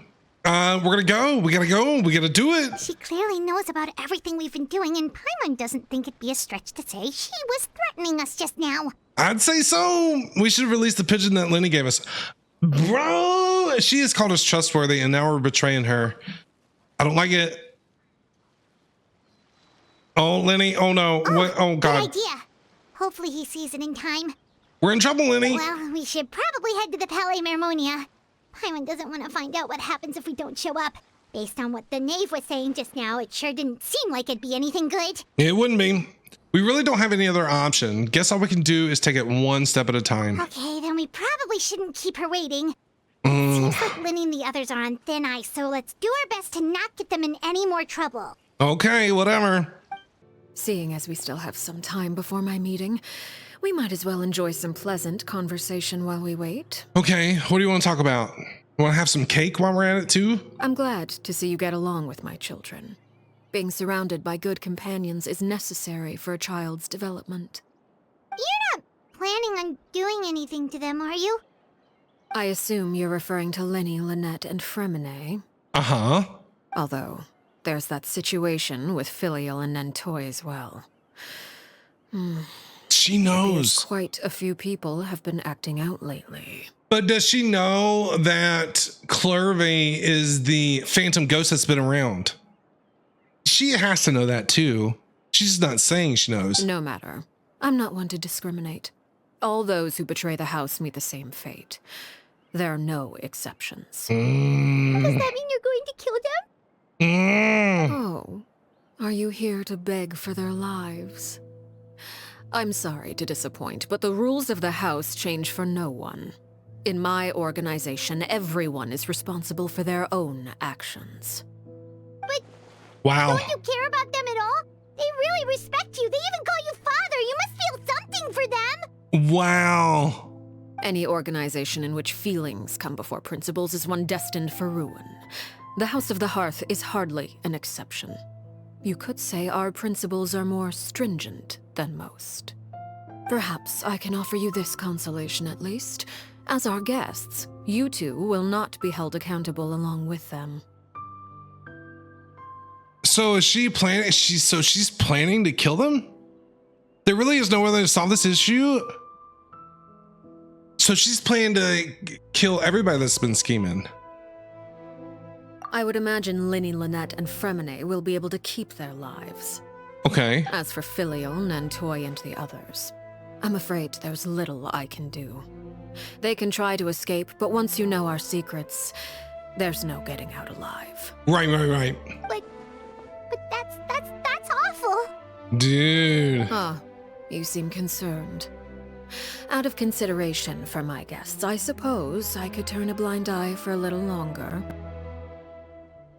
If Lenny and the others manage to dispose of Clervy in the meantime, all evidence of their wrongdoing will be lost. In that case, I could hardly punish them for something I couldn't prove. If their efforts are unsuccessful, on the other hand, all will be held accountable, and the punishment will be severe. It's a deal then. We'll hold you to it. So we got to get rid of Clervy is what she's saying. Of course. Oh, and here, I believe this belongs to you. Do try What's the and bird? keep better track of it next time. No shit, man. How are you doing this, dude? I need to know. I need answers. She's got to be something connected in some way to know what's going on at all times. Maybe that's the glitching. What if she's connected to Irminsul? Like, what if she has what if that's why she glitches? And that's how she's learning these things. But she can't do it with Clervy because Clervy is a ghost. She can't get information from Clervy because Clervy is a phantom. But everybody else that she's talking about and she knows about their scheming, they are real. Like they're part of Teyvat. Like they're actual people in Teyvat, right? So their information is getting stored in Irminsul. What if she's connected in Irminsul, like has a connection to Irminsul to get that information? And that's why, but Nahida's different because she's an Archon. I'm just saying, what if somehow that's why she glitches, is because she has a connection to Irminsul in some way, right? Simply because there's no information on us in Irminsul. There's people that can access Irminsul that's not Nahida. So what if our information was deleted? What if Arlecchino has a connection in Irminsul to where that's how she's getting her info? She has that inside info through Irminsul, and that's how she knows all this stuff. She was out on the dock the whole time. That makes sense? Does that make sense? Like that's what the glitching is. She's accessing Irminsul to get the information, and that's how she knows. But she doesn't know about Clervy because Clervy is a phantom. She can't get that information because Clervy is a ghost. But if Clervy was real, she'd be able to get it because Irminsul would be recording that information. It takes a considerable amount of time to train a bird like this. It would be such a pity if you were to lose it permanently. Don't kill the bird. Don't kill the bird. Wait, where did you get that? Well, I'm afraid that's all the time we have to chat. Now, it's just for gone. the matter at hand. Poof, vanished. How did you catch it? I asked you to meet me here because I have business at the Palais Mermonia. It has nothing to do with you, but I think it would be prudent for you to stick by my side for the time being. There will always be time later to run off and tell Linny what you've learned. Dude, she's straight up calling us out. Well, time to go. Looks like we wrapped things up just in time. Yes, Daddy. Dag. Oh, let's go.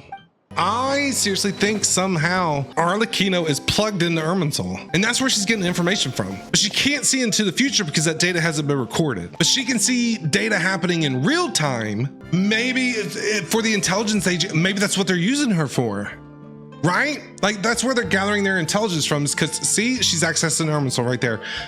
Because she's plugged into Irminsul, and that's how she's collecting her intelligence. What if that's the case? No. Are we going into Nouvelette's office? Oh, dear God. No way, man. No way. Dude, this quest has been so full of surprises. Child, now Nouvelette.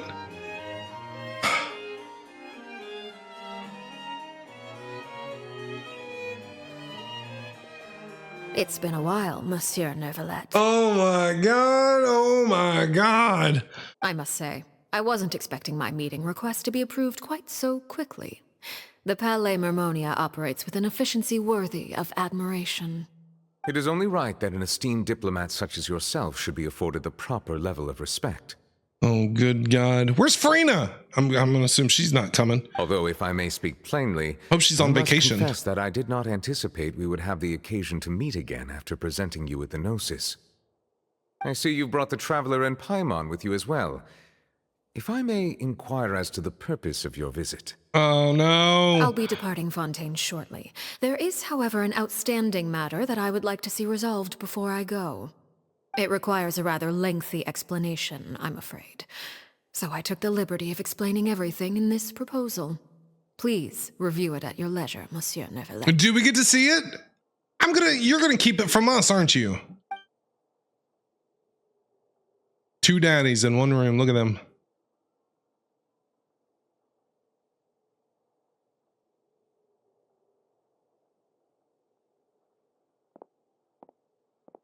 They just nodded at each other. Those eyes, dude.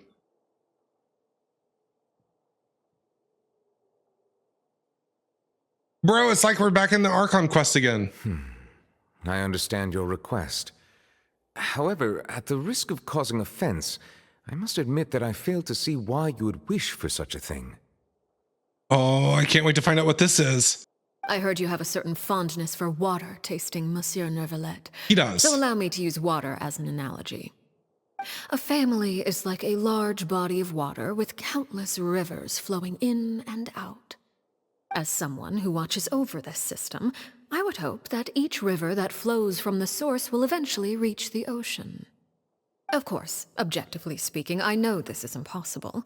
Most of the rivers will dry up along the way, disappearing into the ground and leaving nothing but a barren riverbed behind. Not all rivers are destined to reach the ocean. What is she getting but at? I would not see their existence rendered meaningless. I believe the water that flows within them is simply meant for a different destination. Why is she like looking a at field us? in need of irrigation. Or perhaps the glass of a certain water-tasting enthusiast. Okay, I almost feel like she's not talking to Traveler and Paimon right here. I feel like she's talking to us, the player. Remember how I said in that other quest where I was like, it sometimes feels like Genshin breaks the fourth wall and is talking to the player and not Traveler and Paimon. I feel like she's talking to us here, like the player, and not these two. Did you get any of that, Traveler? Kind of. Your words paint an optimistic picture indeed. Allow me to remind you, however, few among us are willing to sip from a glass filled with tainted water. It may have been tainted at one point in time, but not to worry. I'll make sure it's strained of all impurities and returned to its cleanest form. Mm-hmm. She's gonna filter everybody out. In her own way. I seem to recall there being a transactional aspect to your proposal. Perhaps you could expound on that? If you accept my proposal, Monsieur Neuvillette, I will gradually withdraw my forces from Fontaine. And, unless absolutely necessary, I will no longer carry out any special missions within Fontaine. I presume I can take your words to mean that, in the future, cases similar to the Tartuffe assassination will cease to cross my desk? Who? Who? Tartuffe. Ah, that thief who embezzled funds from all those charities, you mean? My deepest condolences to his family, but without any evidence, I cannot imagine how the House of the Hearth might have been involved in his passing. Ooh. Of course, if you accept my proposal, Monsieur Neuvillette, I'm sure certain measures could be taken to reduce the frequency of such troubles. You choose your words carefully indeed. In that case, I am inclined to accept your proposal. My thanks for your generosity, Monsieur Neuvillette. Well, with that settled, we should be going now. I took the liberty of bringing along 2 bottles of spring water from Snezhnaya for you to enjoy. Hey, a gift. I do hope I get the chance to hear your impressions. Perhaps at our next meeting, yes? Oh, I have a feeling they're going to meet again in Snezhnaya. This is like a foreshadowing type thing. Indeed. I trust you would not overlook your commitment in the meantime. All right, Traveler Paimon. Time to go. Okay, yes, ma'am. Yes, Daddy. Let's go. So, what exactly were you talking about back there? Yes, tell me everything. Paimon only heard you mention some rivers, a large body of water, and then some kind of irrigation scheme. You really want to know? I would imagine there might be more pressing concerns at the moment. Tell me. Winnie, Not gonna tell us. Paimon really hopes everything's going okay. She's not gonna tell us. Oh, Paimon recognizes that look. You've got your thinking cap on, don't you, Traveler? I always have my thinking cap on, Paimon. The knave may seem relaxed, but she didn't seem to be joking earlier when she said that those who betray the organization must pay with their lives. I think she's serious about punishing those kids. Oh, she's dead serious. How should we stop her? No, there's something else we should figure out first. How are you going to stop her? Those are the rules, man. While we were talking in front of the Palais Memoriam, she mentioned Clervy's name. Does that mean she knew where Clervy was this entire time? Maybe she even anticipated how Lenny and the others were going to act. No, I don't think she anticipated. Well, she could have anticipated. What if she used us? She could have used Traveler and Paimon to kind of kick this whole thing off and see what Lenny and Lynette. What if she did? What if that was her way of testing Lenny and Lynette and Freminet, right? So when Lenny and Lynette and Freminet learned about Clervy, they didn't immediately go to her. They said, we're going to hide this from her. And that's why she feels betrayed, because they weren't loyal to her. They were loyal to Clervy.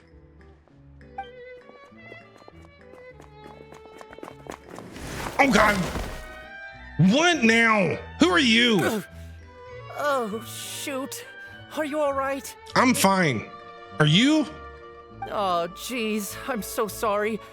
I was so focused on selling these papers, I wasn't looking where I was going. Wait. Is this the guy with the scar that's in the deceased, that's in the murdered list? Hold on. What was his name? It's him, isn't it? What is happening? He was on the list, but that can't be right. He can't be here if he's dead. Maybe she didn't kill him. Hold on. I'm just trying to wrap my head around this. I'm just making sure I have this right. My bad. I also wasn't paying attention. Well, let me make it up to you at least. Here, take this paper. On the house. Did he run into us on purpose? He looks kind of familiar. Yeah, Traveler, get there faster. How am I knowing this before you? He's the one with the scar. Give us anything? But Paimon, you don't recognize him either? Please, I want to. It's not like I'm short on supply. All the extras will be useless come tomorrow anyway. It's my fault, really. He's a newsboy? I was just trying to bring home some extra mora for the family, but I bit off more than I can chew.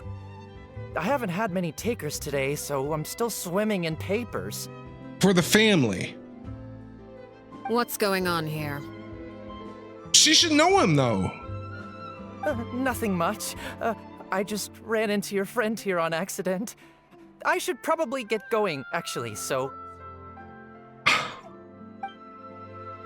Hold on. Yeah, she recognizes him. Of course, I'm happy to compensate you with mora, it's just... I don't have any on me at the moment. I'll take 3 papers. Here, your payment. Oh! Thank you for your patronage. May the Archons bless you with good fortune. Oh, no. If only I had the chance to run into such generous customers every day. I should probably just take on a smaller inventory though, right? I'm getting married soon, so sometimes it's hard to not get ahead of myself. Anyway, I should head out. Goodbye! Oh, no. Wait, I thought she took him away and had him executed. How is he here? Well, now that my affairs are settled, we should take the boat back to Poisson. We've even acquired some light reading to enjoy along the way. Okay, no problem. Let's go. Actually, why don't we stick around for a little longer? Paimon just realized how hungry she is. Really, She can't head Paimon? back to Poisson on an empty stomach? Really, Paimon? Really? God, you're such a bad liar. Looks like Paimon is trying to buy us some more time. If we head back now, I doubt Lenny and the others will have made any progress. What should we do? I don't know. It appears you two are under the impression that You think she delaying our doesn't return know? will somehow alter the situation in your favor. I'm sorry to ruin your fantasy, but your efforts are meaningless. That being said, I could be persuaded to give Linny some extra time. I just have one condition. What is that? If you agree to my request, I'll even answer some of your questions. You're quite curious about Claire V, are you not? And my relationship to her. Well, I know your relationship to her because we saw the animated short, but yes. Wait, why are you being so generous all of a sudden? You're not gonna ask us to do something bad, are you? You know she will. You overestimate yourself. You don't have the talent for bad things. What? Yeah, we do. Do you not know who we are and our accomplishments so far? We have a lot of talent. Then what can you possibly... The most important consideration in a negotiation is that both sides receive something they want. Demands and threats only get you so far. Your condition, let's hear it. Wonderful. Here it is. Ooh, what is she gonna... What is it? When the time comes, make the choice that you deem most appropriate in the situation, and lend your help to the House of the Hearth. So is she asking us to join the House of the Hearth? Is that what she's wanting us to do? Is that what she's saying here? Join the House of the Hearth? Okay, sounds normal enough. But what do you mean, when the time comes? When is that supposed to be? That is for you to decide. We accept your condition. Then we have a deal. Follow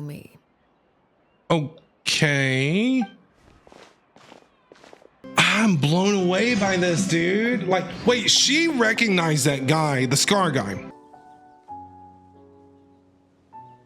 What is this place? Somewhere long forgotten by everyone.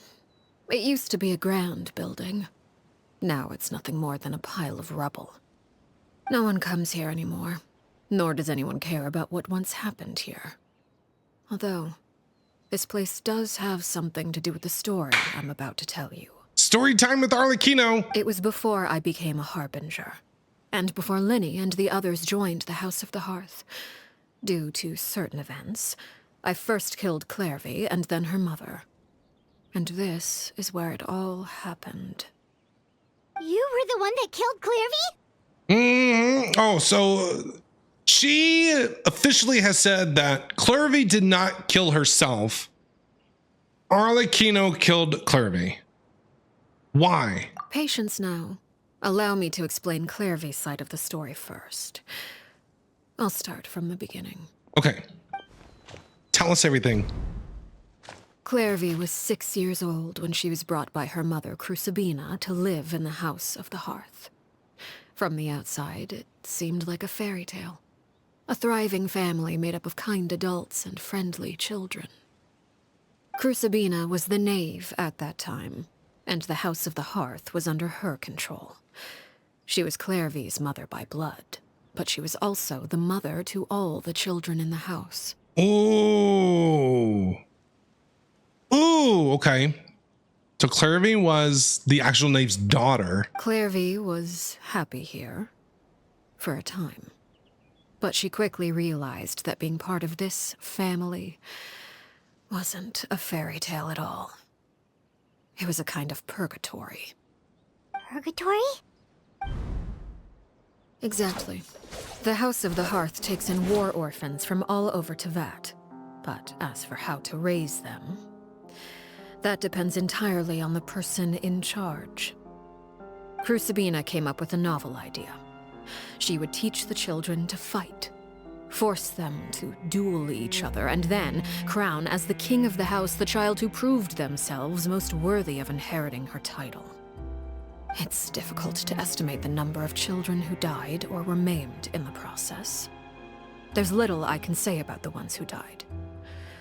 The ones that emerged with permanent injuries, on the other hand, well, they still served a purpose. They would be handed over to the doctor to be experimented on, or sent away on dangerous missions. Nothing more than tools to be used and then discarded. Dude! What a bitch! Just saying. Good Lord. But here's the thing. Each knave can run the House of the Hearth in the way that they want to, right? We don't know how long the House of the Hearth has been a thing. We don't know how many knaves there have been. There's probably a knave before her, you know, and then she became the knave somehow. We don't know. We don't know, how it all got established and how each knave did things. It seems like every knave can run the house how they want to run it, basically. So those were the experiments Clairvy was talking about. But what actually happened to her? You said that Clairvy was Crucibina's daughter, so if Clairvy tried to convince her to stop what she was doing, Crucibina probably would have listened, right? Despite being Clairvy's mother, Crucibina cared little for her daughter. She forced Clairvy to join the House of the Hearth only as a means to demonstrate her own impartiality as a mother, to prove that she treated all her children equally. Who's her dad? Who's her dad? Oh, that's a good question. I wouldn't mind knowing that. Clairvy did try to convince her mother to change her ways, but it was to no avail. After her efforts failed, the only other option was to rise up and try to fight back. Unfortunately, the other children had already been thoroughly indoctrinated into the illusion of happiness Crucibina had created. Of course, there was one exception. Someone Clairvy's age who knew the truth about the House of the Hearth. Her name was Peruere. You are Perry. Wait, the friend that Clairvy mentioned? Mm-hmm. Friend, huh? I suppose we can call her that for now. Clairvy was a cheerful and passionate person Look at with little a baby tenacious Arlecchino. spirit. Peruere, on the other hand, was rather cold-blooded. Look at little baby Arlecchino. She's so cute, man. Her cold-blooded nature allowed her to see through Crucibina's facade. Yet, it was also this cold-bloodedness that prevented her from acting against it. At least at first. While Clairvy longed for freedom, Peruere was convinced that, amid all the fighting and violence, she would make it until the end. Despite their differences, the two became fast friends, united by their knowledge of the truth.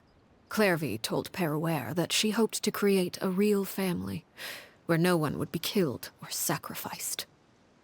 There may have been a certain naivete to her ideas, but Clairvy proved her determination many times over. She tried countless times to run away, ask for help, or expose the truth. But her efforts only earned her beating after beating. The only thing that kept her going was her strength of will. Even with her body racked with pain, she would still stand on her tiptoes and open the window at night. She and Peruere would look out at the moon together, a fierce longing for freedom shining in her eyes. But one day, that light simply vanished. Dude, her storytelling is top tier, dude. What happened? Her hopelessness resulted from a culmination of things. 10 years had passed. 10 years worth of failure after failure. She and Peruere weren't children anymore, but finding any chance to escape still seemed as hopeless as ever.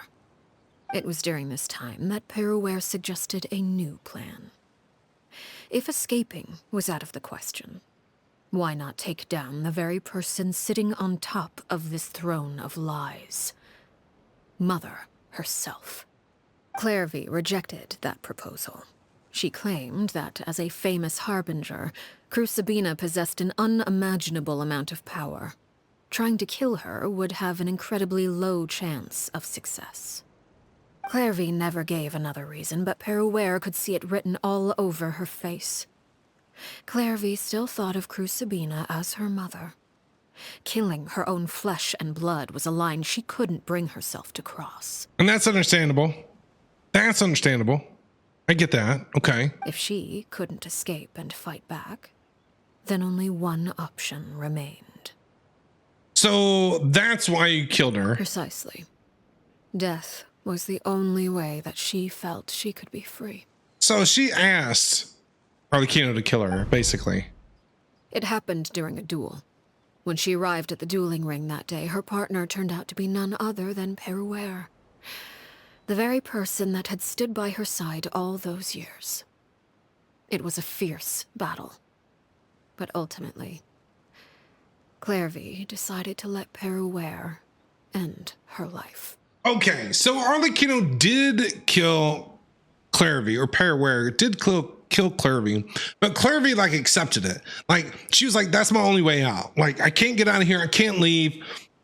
I can't be free. It's never gonna happen. The only way I can be free is if I die, and I'm not gonna kill myself. Will you like end me for me? You know what I mean? It's kind of like how it went. From that moment on, Peruere's journey was one written in flames. When the rain finally came and washed it all away, there she stood, the sole victor in Mother's endless game of slaughter. A trail of corpses strewn across her path to success. Ooh, that's intense, dude. It was the very result she had predicted 10 years prior. Even then, she believed she would make it until the end. She wasn't surprised by the fact that she emerged as Mother's undisputed heir. Rather, her success left her with an inexplicable sense of restlessness. So it sounds like, I mean, Arlecchino is Peruere. We know this. And she's talking about herself in the third person. So it's almost like she has separated herself from being that person now. Like she's a harbinger now. Like that's what her life is dedicated to. She was unsettled. And there was only one thing that could quell that sensation. Perhaps you two would like to take a guess as to what it was? Killing the person at the very top, mother. Oh, Sabina, you mean? But... Correct. This is the place where Peruware killed her best friend. A mere year later, this is also the place where she fought tooth and nail to kill the mother they shared. Okay. The moment she acted, any conception of what was right or wrong ceased to matter. It's one of the principles of the house. Only those who survive get to write the rules. Peruware won the battle, and became a harbinger herself. After which Her Majesty, the Tsaritsa, bestowed upon her a new name. Arlecchino. Dun dun dun! Dun dun, Traveler and Paimon's gonna be like, wait, what? You're Peruware? Huh? What? So the Perry Clairvy was talking about... It was you all along. You're Peruware. Arlecchino is just a name you got later. Man, I was waiting on Paimon to be like, what? This was your story just as much as I Clary's. left that name behind long ago. I must say, hearing it now does bring back memories. After I defeated Crucibina, the moniker of Mother died with her. I chose to forego the title she called herself, and even chose to give up my own name. I rebuilt the House of the Hearth under a new identity. Not only as Arlecchino, but as father. Uh-huh. And that is where the story ends. Any more questions? See? Dag, man. Look at her, dude. Oh, man, that's craziness. Was every name, or was every mother, father, whatever, before, were they all harbingers too? When did the leaders of the House of the Hearth become harbingers? Does that make sense? Like, have they always rotated in and out? Have they always had the same seat number, no matter what kind of powers that they had? Like, did they just continue to replace that seat from the harbingers with the new mother, father of the House of the Hearth? We don't know. The Clairvy we met, though, who is she exactly? Yeah. Based on what you just told us, Clairvy wasn't a little kid when she was killed. So the Clairvy we met... Was she really a spirit at all? Was she? I suppose you could call her an illusion born of flame. Her existence is like ashes to a fire. Something left over in the wake of blaze and ruin. Okay. You see, a certain power runs through my veins. It's not unlike a curse. My flames leave behind shadows of anything they consume. Okay. Of course, the chances of those shadows morphing into a sentient entity are exceedingly slim. Clairvy is a very special case. Clairvy died when she was 16 years old, but what emerged from the flames was her 6-year-old self. Her appearance wasn't the only thing affected. Most of her memories were lost to the blaze as well. Okay, gotcha. And we're saying that this happened 10 years ago, at least 10 years ago. So if Clairvy was 16, Arlecchino was probably around 16, right? So this is kind of saying that Arlecchino is roughly at least 26 years old. If this happened 10 years ago. Memory is a mysterious thing indeed. Losing a portion of your memories will alter your sense of self. Lose 10 years' worth, however, and it would be like living in the past. Like returning to a version of yourself that never grew up. Gotcha. That's why Clairvy is the way that she is as a child. I see. Because her memories are gone. Or she lost a portion of those memories. Gotcha. No wonder Paimon got such a weird feeling when we were talking to her. Perhaps I should put it this way. Clairvy is someone trapped in time. It may seem like she exists with us in the present, but she truly lives in the confines of her own past. So if all of that is true, then you must have known about Clairvy for a long time. Indeed. She's a rather volatile and unstable entity. Sometimes she would look after the children. She's even saved some of their lives. But other times, she would hide from me. and become obsessed with revealing the truth about the house to anyone who will listen. Shadows don't have the capacity to learn or grow. Any new information they encounter is quickly forgotten over time. Your attempts to expose Clairvy to sunlight. They failed, yes. The reason is actually quite simple. In Clairvy's mind, the house is impossible to escape. And it is this very perception that traps her there. I gotcha. But no matter. All I have to do is kill her again, and all will be resolved. I don't anticipate so much as a single speck of ash will be left behind this time. How are you gonna kill a ghost? And how did you make flames come at your fingertips like that? Because I want that skill. Wait! Yeah, how are you? I can understand why you might want her gun, but isn't there another way? So what if she's trapped in her 6-year-old self? She's still your friend! At least talk to her first! It's too late for that. She broke the rules, and now she must be punished. That goes for Filial and Nantoy as well. Oh, Lord. She's had quite the effect on them. I hope you understand. The difference between Crucibina and myself lies in our formulation of the rules, not our policy for enforcing them. Upholding the rules without question is a trait we both share, because that is how a household should be run. No, I agree with you. I agree. You gotta be, like, consistent. Did we just hear Traveler like, huh? Is this really what you want to do? He speaks! Again! Whatever could you mean? Don't you want to say a proper goodbye at least? What is going on with the voice with Traveler speaking more and more here lately? Whether as a killer or as a father, there are two things that must be avoided at all costs: anger and sorrow. Anger makes you impulsive. Sorrow causes you to waver. Well, it appears it's about time to proceed. Before we arrived, I told some of my well-behaved children to bring our troublemakers here by nightfall. You're talking about Lynette, and From, aren't you? And the other two. I do believe I've kept my end of the deal. I give your friends quite a bit more time. As for what happens now, we'll just have to wait and see. This story quest has been unbelievably good. Here they are, Father. Oh no. Oh, there's Clairvy too. Oh, you gonna execute him? Seeing something like that would actually be a first for me. He's excited. Lenny! Clairvy! I'm sorry. I heard about how you helped buy us more time, but I still failed. I couldn't find a way to fulfill her wish. Huh?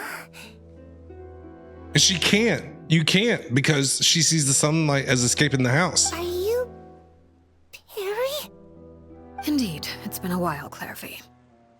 Perry! Oh. Stay right there. I'm sorry to postpone our reunion, but first, I believe certain scores need settling. Oh no. Oh no. Oh god. Oh no. Father, Oh god. let me explain. Oh god. Oh no. What is she gonna do? She's gonna throw a fireball at him. She's gonna bring out her scythe. She's gonna chop everybody's heads off. Run. What are we gonna do? We're just gonna stand by and watch? Out of my way. Oh, she's pissed. She's going after the other two first, right? You chose to conceal a threat to the house. And for that, you must be punished. Dude, punish me, please. Overall, however, I naughty. suppose your wrongdoing is hardly the most egregious of the bunch, so I'll deal with your punishments later. As for right now, the more pressing concerns are the traitors among us. Traitors? You're talking about the other two, right? By traitors? Do you mean us? Yes. You, the one that wanted to dye your hair and get your manicure and all that stuff. Father, let me explain. We didn't mean to... Fultz, why don't you share what you heard? Yes, Father. Secret Midnight Meeting number 3. Participants, Filial, Nantoy, Sato, Toddy. False. That little brat, that snitch. Nantoy clearly said, if only Father wasn't the one who took us in. Ooh. Sato added, I'm sick of this life. I just want to live as a normal person. Look at this guy's face. He looks sad. He knows what's about to happen. Filial was the worst of them all. She called us crazies and said a bunch of mean things about Father. I did not! You're lying! Fultz is trying to frame us. Ooh. It's not like I'm the only one who heard those things. After that, you and Toddy and a bunch of other people started talking about Clairvy. You were using all those things Clairvy brought up as an excuse to question Father. We're birds locked in a cage. The only way out is to destroy it. That's what you said, wasn't it? Fultz, bro. You little. You just want me gone, don't you? What did I ever do to you, huh? And you, Sheplo, have you forgotten who stood by your sickbed, watched over you, and changed your dressings? Come on, let's hear it then. What's your reason for all this? Uh-oh. You're wrong, Filial. We don't want you to die. You're our family. Liar. You wouldn't be doing this if that were the case. So why? Why have you backed us into a corner? We all live in the House of the Hearth. You know the type of work we do, Filial. A single betrayal can cost dozens of us our lives. It's not like it's never happened before. That kind of thing is hard to forget. This is a nail biter, man. That's why the House of the Hearth cannot tolerate any form of betrayal. Ever since we came to Poisson, you've had 7 secret meetings. A lot of the things you talked about really crossed the line. You've been spying on us for half a month? Wait a second. Now that I think about it, the move to Poisson was just a way to make it easier to spy on us, wasn't it? Because we were all in one place. You've had this planned all along. Yo, man, there's some scheming, there's some backstabbing, scheming things happening in the House of the Hearth. Holy shit. Filial, Nantoy, I'm sorry. I owe you both my life. I owe Clairvy too. If it weren't for all your help after I got poisoned, I wouldn't be standing here today. If this were any other situation, I would do anything to repay that kindness, even if it cost me my life. Dude! But rules are rules.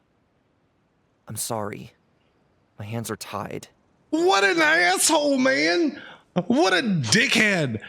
And like, you brought me back to life, you took care of me, you did this, but pff, hey, rules are rules! What? Why?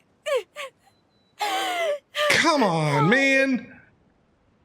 That's enough, Filial. We made a mistake, and we should own up to it. We broke the rules, plain and simple. And now we have to face the consequences. What is she gonna do? What is she gonna do? Burn him alive? I'm sorry, Sheplo. Fultz. I'm sorry, Father. We accept our punishment. Chapleau, according to the rules of the House of the Hearth, how should these traitors be punished? Oh no. All those who betray the house. Oh no. Lives. Oh no. And so it shall be. Oh no, she's gonna kill him. Oh, don't cry. Oh my God. No way.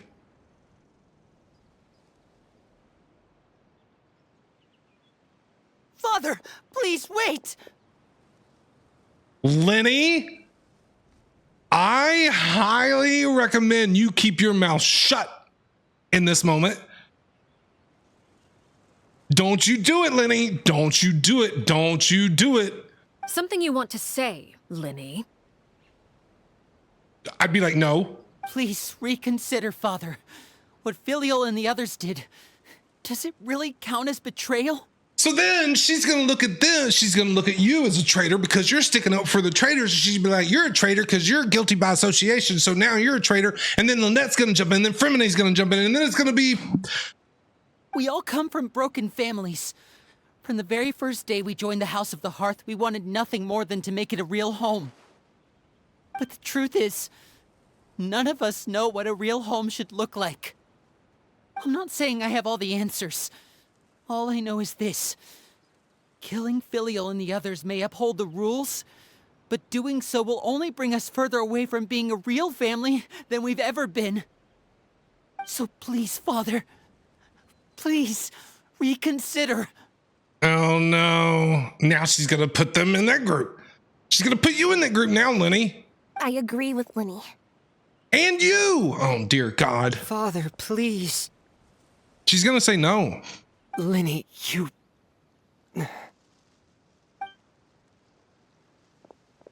She's I gonna also say no. agree with Lenny.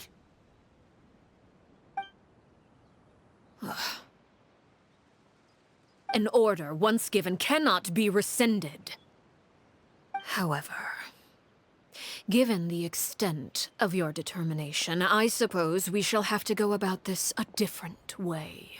Really? Draw your weapons. Really? And face me. This is what it's come down to? Everybody versus the knave? Everybody? Oh, dear God. Our weapons? Father, are you referring to a duel? I think it's more than a duel. More like an all-out battle royal. 10-on-1. Precisely. The rules of the house will not be altered. Traitors must be punished. However, resolving disputes with a duel is also one of our rules, one that also applies to me. Demonstrate a sufficient showing of strength, and I shall offer a concession. Okay. Okay. Wait.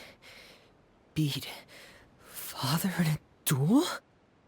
Impossible. Father is way too strong, even for Lenny.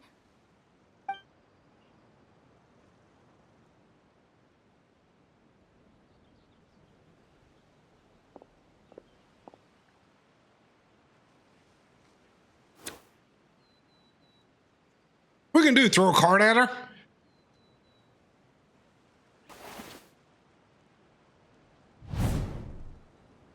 Oh, man.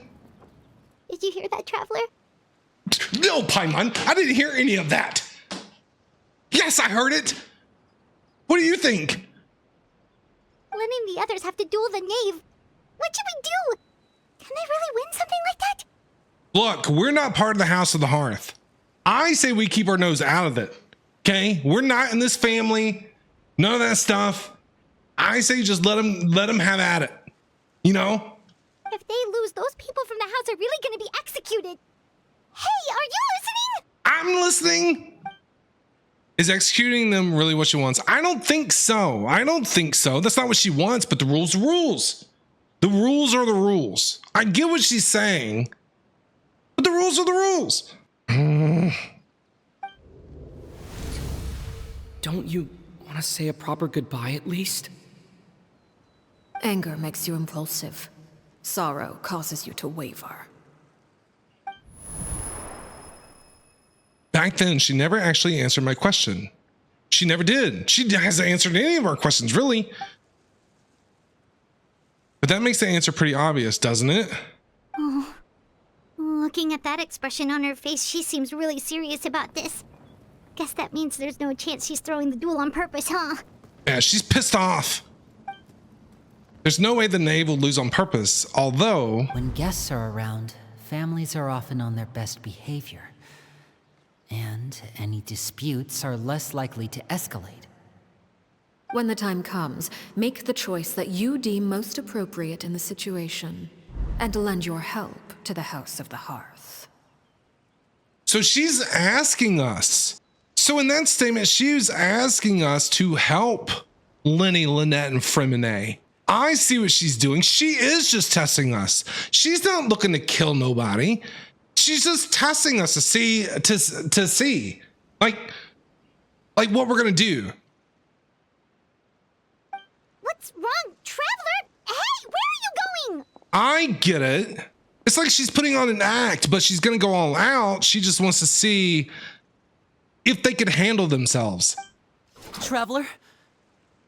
Man, she is playing 5D chess. I'd like to see for myself what the fourth of the Fatui Harbingers can do. Let's go, Traveler! Let's go. You and your dull blade, though. I swear to God. Why?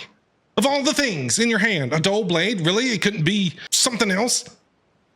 You're asking to join the duel against the knave? Yes. If that's okay. I'll allow it. We do have a ready-made dueling ring at our disposal, after all. Ooh. All I would advise is this. This is craziness. Keep a firm grasp on your weapon and give it your all. Any less, and you may just lose your life. Okay, no problem. Here we go. Oh, look at her slowly walk towards us. Look at her. Oh, that's so creepy. Oh, should probably move. Gather. This is order. Dude, the slow walk. With these rising flames. Where'd she go? I can't see her. Oh, I lost it. Falling leaves, adorn my night. Is it my turn now? Oh shit! I didn't hold his E. Dude, that guy's still. Where'd she go? I can't see her. Now that's more like Dude, the way she moves. Ow! Where did she go, dude? With the fall of darkness, destruction shall rise. Time to go. Have a taste of purgatory. Do the music! Try to pace yourself. Can you do something, Marina? No. Trapped like a bunch of helpless. Oh, she's got a lot of life on us.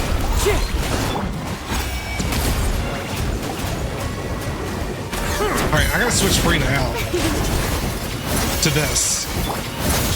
And voila!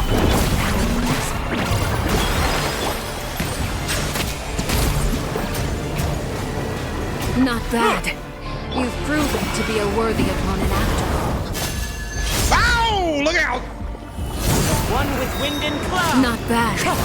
You've proven to be a worthy opponent. She's not taking any damage.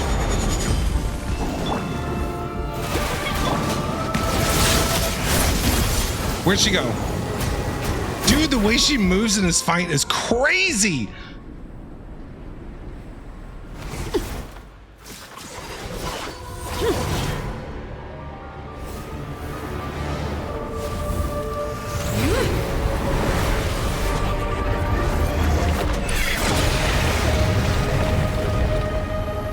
Holy shit!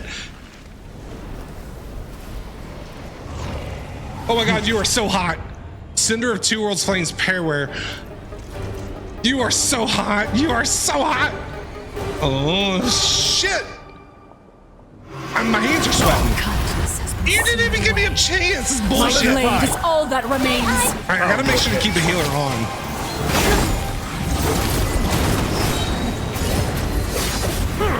The tides beckon.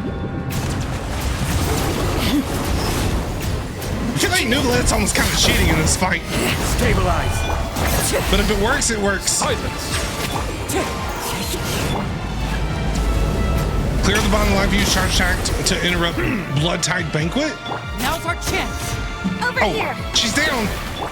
Sometimes is only the beginning. Shit, where'd she go? Whoa! Whoa! Clouds high. The birds come. Is that it? Ooh, go, Traveler. Ooh, ha!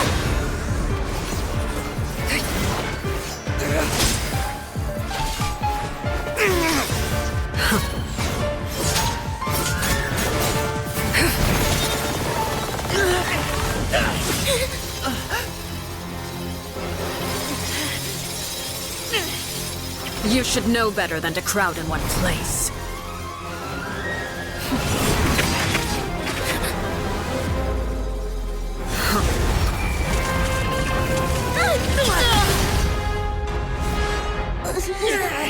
Oh, I know. Ooh!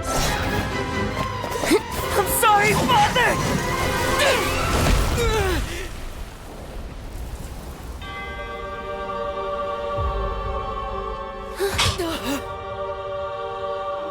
Sorry for what? This pitiful excuse for an attack.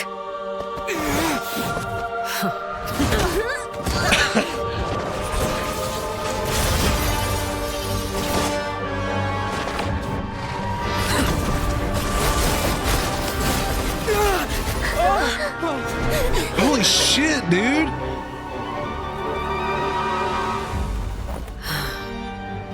Oh my god, you are so hot.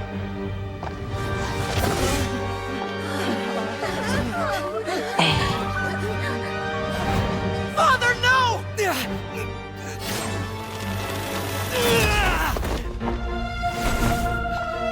A traveler? Made it out, did you? You're stronger than I expected. Dude, look at her.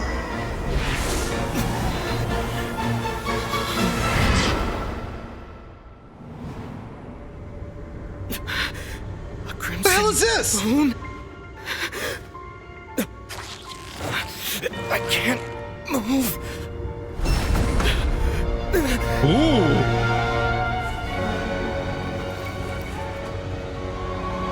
What's she doing?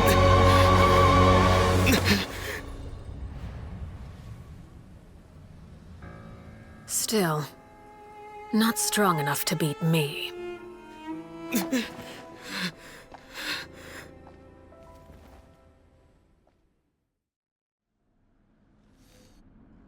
Oh.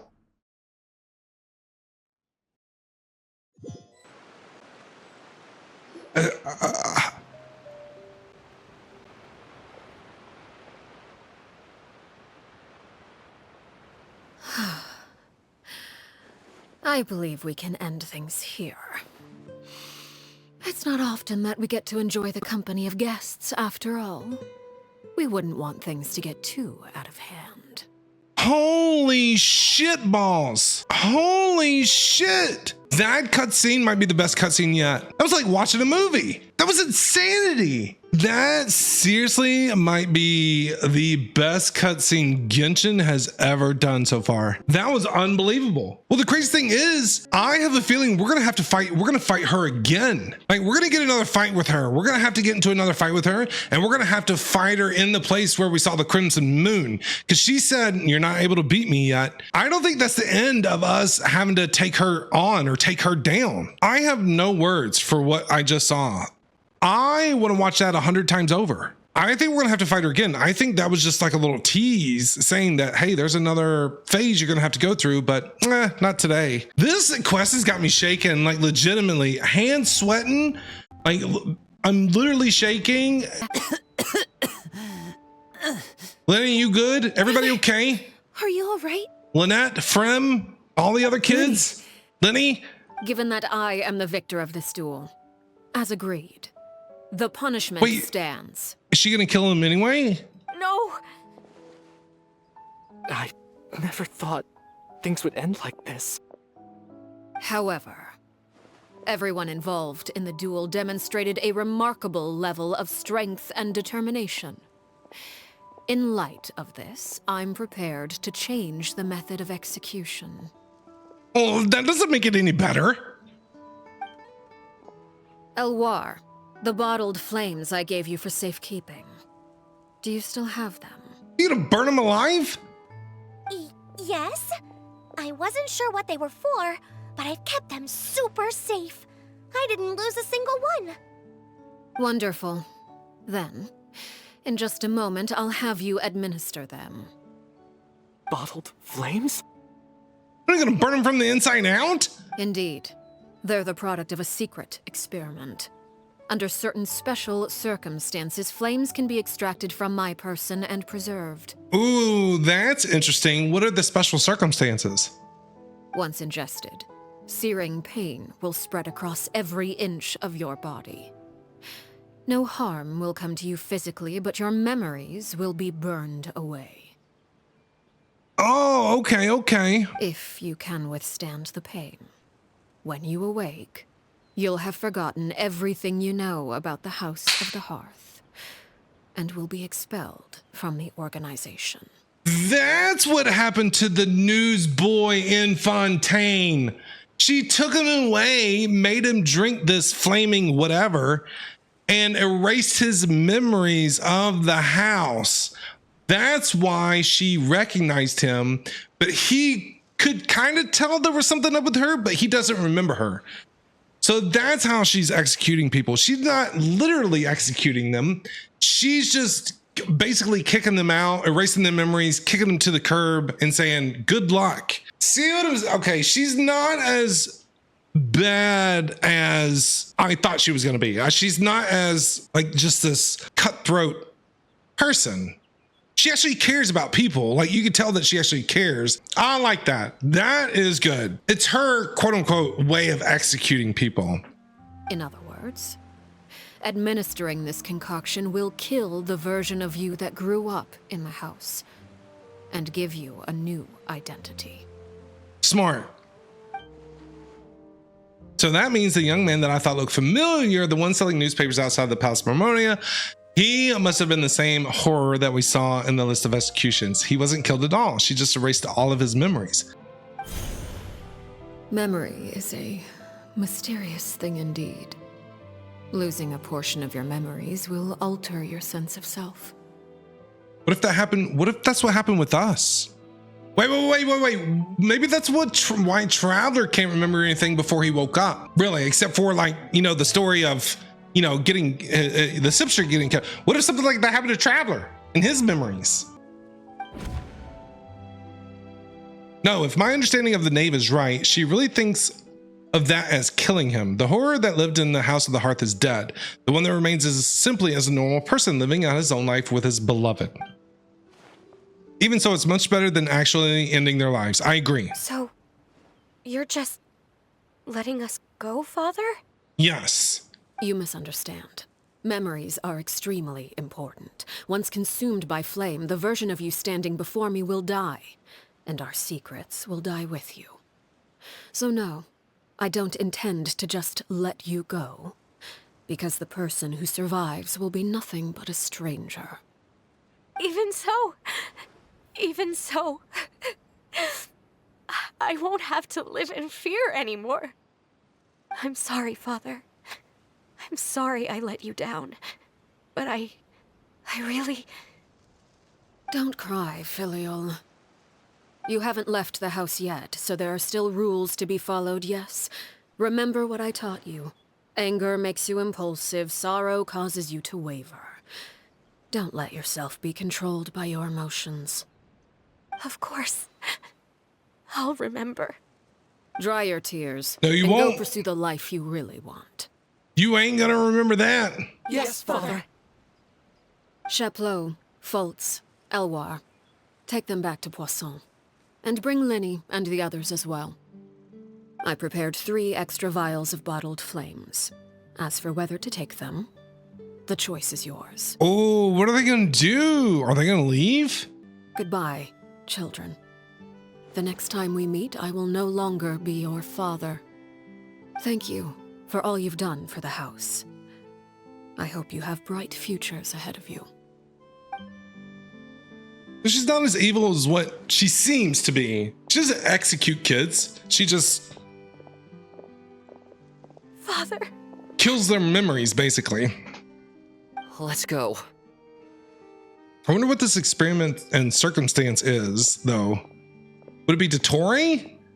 Maybe she is working with maybe it's that one deal. Wait. Remember how back when she said about Dottore, they were talking about Dottore and Arlecchino, and they said every deal that Dottore came up to her with, she said no to except for one. And what if that is the one deal that she made with Dottore to be like, okay, I don't want to kill people, but can we do an experiment to where we can capture like these flames and then I can just erase people's memories if they decide they wanted to leave the House of the Hearth or betray me or whatever. That's the one deal that she made with Dottore. That's the experiment. The one that she decided to do after she became the new knave. But she is working with Dottore, but just on that one thing. I'll help you walk back. Thank you.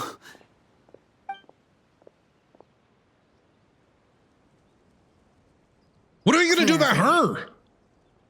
What are you going to do about Clervy?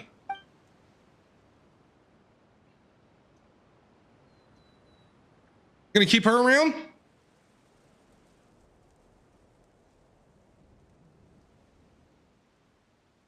Can we talk now? I've been waiting for a super long time. Oh, man. You really are Perry, aren't you? I haven't seen you in so long. How come you're all grown up? Wait, did I somehow travel to the future on accident? Or am I dreaming? What a long dream. Neither. You died, Clairvy. That's what happened. Is she gonna tell her that she's the one that killed her? You could have at least sugarcoated it a little. Look, she's so speechless. She doesn't sugarcoat anything. If this really is Clairvy's younger self, then I would say she's probably had enough lies. Oh. Okay then. Huh? That's it? You accepted it just like that? Yep. If that's what Perry says happened, then I believe her. Perry wouldn't lie to me. Plus, I don't really need to know why I'm like this. I'm more curious about what happens in the future. If you're a harbinger now, Perry, that means Mother is gone, isn't she? Can you tell me about it? I want to know what happened to her. And to me. She gonna tell her? You never stopped trying to defy fate. At first, no one believed you. You could only vent your frustrations to the moon. In fact, you often sought comfort in the night sky. You wanted to see the aurora, so one night we promised each other we would go to Snezhnaya to see it together. Later on, you tried to run away, but you were brought back each time. Mother spared your life, but it wasn't out of kindness. Instead, she decided to make an example of you by slowly torturing you over time. That way, the other children would know what happens to traitors. Still, you never gave up. Mother hoped that through ruthless duel after ruthless duel, she would be able to crown an ultimate victor among the children she raised. But you called on everyone to unite, to fight to a draw in order to reduce casualties. Your efforts may have only delayed the inevitable, but still. You gave them hope. You tried everything you could think of, but every attempt ended in failure. Still, you never turned your sword on Crucibina, and you never turned it on me. On that gloomy day, you told me, "For the last 16 years of my life, I've done everything I can to fight for freedom. But now, I realize that the only freedom I truly possess is the freedom to choose to die." That's so sad, man. I never imagined I would say something like that. I must have been feeling really worn down. That's so sad. But somehow, I still think I understand. According to Mother's plan, only one of us was going to make it until the end. And I always hoped that person would be you. Dude, you can't be doing this to me right now, Genshin. The hell is this story quest, bro? If I could do it all over again, I still don't think I would make a different choice. Even when I first met you, I knew you'd be able to do what I couldn't. Is that so? Even now, I'm not sure I truly understand what kind of freedom you were trying to pursue. But as the head of the House of the Hearth, and as the children's father, I've tried to give them the most basic of freedoms. The freedom to choose their own fate. It's something I discussed with the Iudex of Fontaine. The children who want to leave the house will have their memories wiped clean of all secrets pertaining to the organization. In return, they will be allowed to live a normal life in Fontaine without being prosecuted for their past. That was the deal that she made. Of course, I won't simply hand freedom to them on a silver platter. They have to fight for it and prove themselves worthy of it. Only freedom that is earned has true value. That's more than enough. That's exactly the kind of life I was fighting for. You know, Perry, I think you're a pretty amazing king, and a really great father, too. I'm really happy that you're the one who took over the house.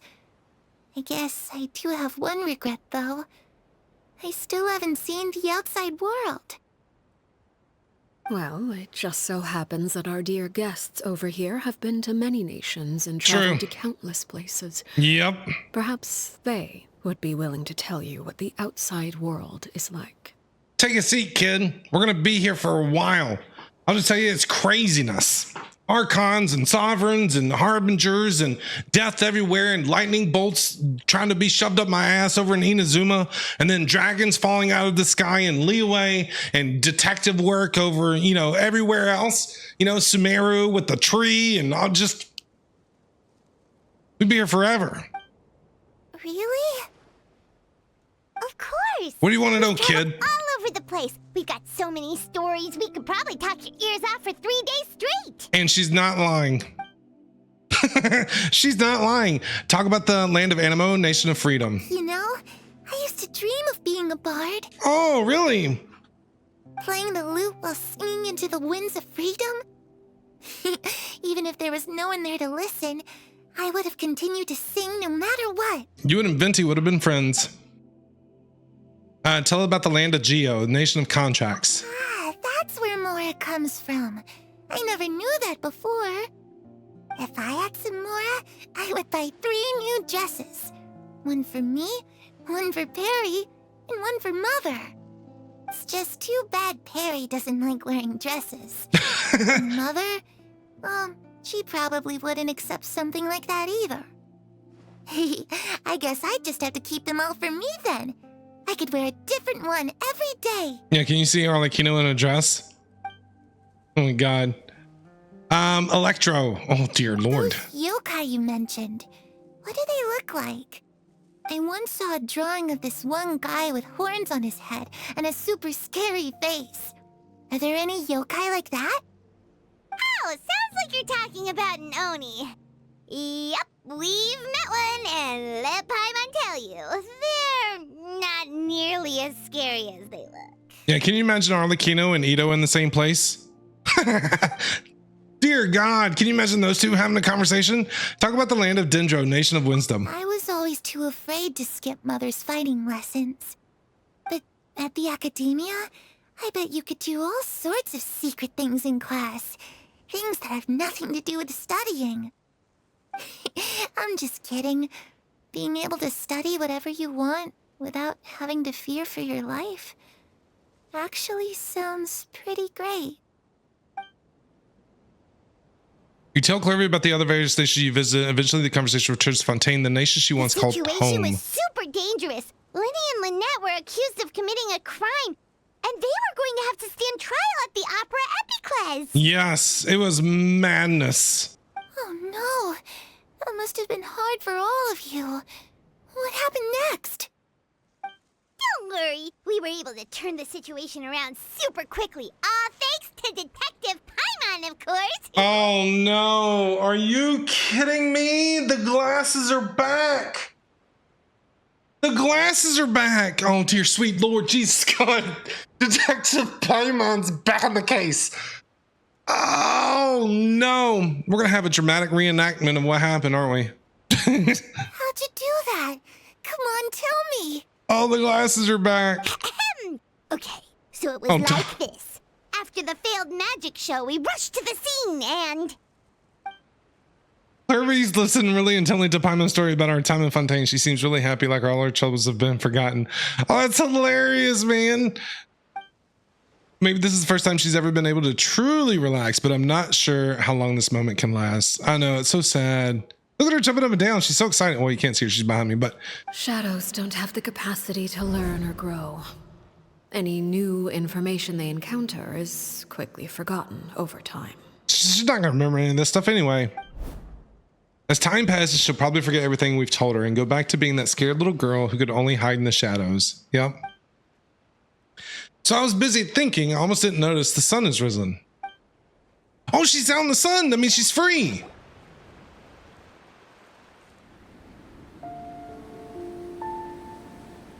Clairvy, you've worked tirelessly from the shadows to overthrow the House of the Hearth.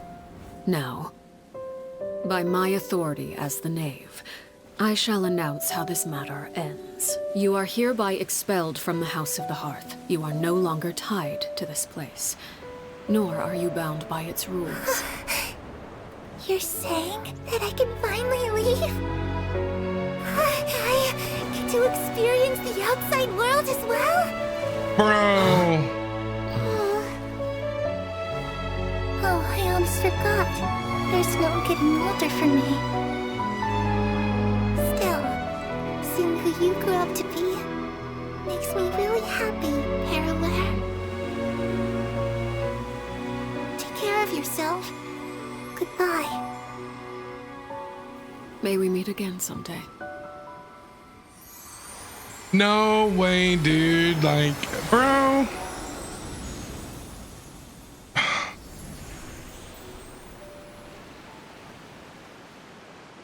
Bro, stop it. Stop it. Stop it. Stop it right now. Dude. I hate this game. She left so soon. Paimon didn't even get to finish her story.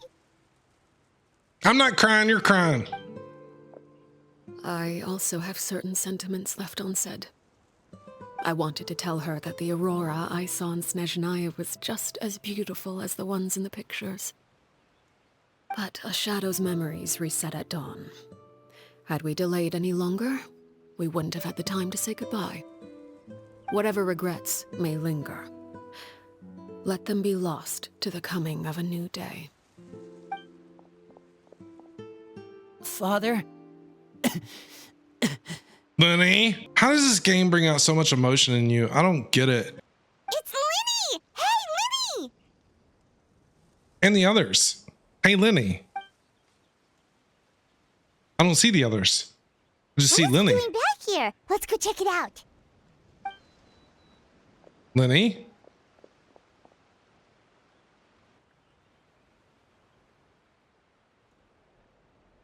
What are we staring at? What are you doing here, bro? Father, the bottled flames have been administered.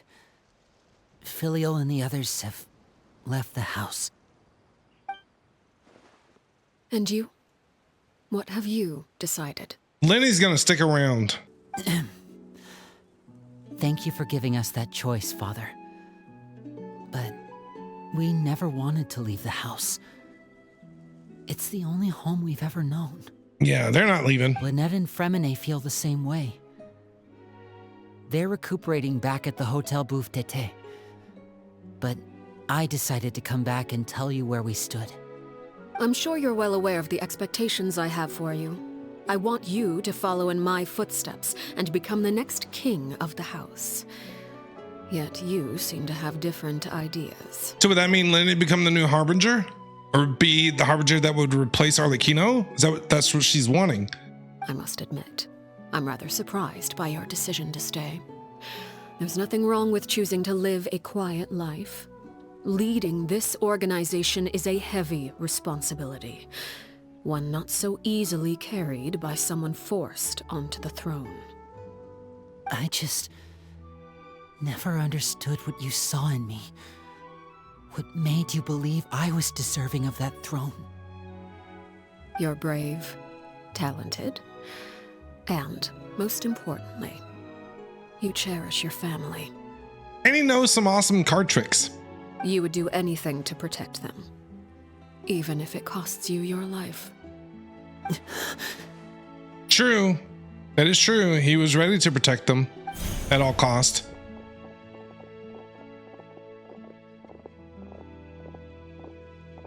Speaking up back there was so brave of you, Linny. It's all thanks to you that we were able to convince Father to back down. You're a hero, Linny. Hero? Father is the real hero. Had Father gone all out during the duel, there's no way I would have walked away with my life. She must have had it all planned from the beginning, from the very moment she suggested a duel. I'm not deserving of that title. I'm not strong enough or smart enough. You'll get there. You're wrong. In my opinion, all you need to be deserving of the throne is conviction and the necessary strength to act on it. We may have different ideas of what it means to be a family, but you can hardly be said to lack conviction. What you truly lack is strength. For someone of your talent, though, that's something that will come with time. Even without that strength, you still chose to face me in a duel, even though the odds were stacked against you. That capacity to honor your convictions is what I truly see in you. Father. No one knows what the future holds, what tragedy or triumph may be in store. Being at the head of this organization requires the strength of will to face whatever comes. Caution will only hold you back. If reaching a certain standard were required to go after what you want, I would never have succeeded in killing my predecessor. Back then, there was still a considerable gap between our abilities. Strength may decide the ultimate victor, but those who let a lack of strength dictate their decisions or undermine their convictions will never be worthy of the throne. I understand, Father. Thank you. See, she's a supportive, she's encouraging, supporting. Children must grow up to surpass their parents. Only then can a family continue to flourish. The road ahead is not an easy one, so I'll ask you one last time. Are you certain you want to stay? He ain't going nowhere. I go anywhere you want me to. You've done so much for me, Father, and that kindness must be repaid. Plus, with Project Stuja at hand, there are many dangers ahead, and I, for one, don't intend to back down. What is this Project Stuja? Protecting my family at all costs. That's my conviction. We don't know what that is yet. Then you're welcome to stay. As for Project Stuja, you need not be too concerned. If those cowardly businessmen and heartless dignitaries try to take us down, I'm prepared to teach them a lesson. Ooh, let's go. Having members who longed for the light was our organization's last weakness. With those members no longer among our ranks, the House of the Hearth is like a spider hiding in the shadows. We need only wait for our prey to come to us. At present, our imperative is to use their plan to our advantage. In doing so, a crimson moon shall rise amid the frigid blizzards of winter.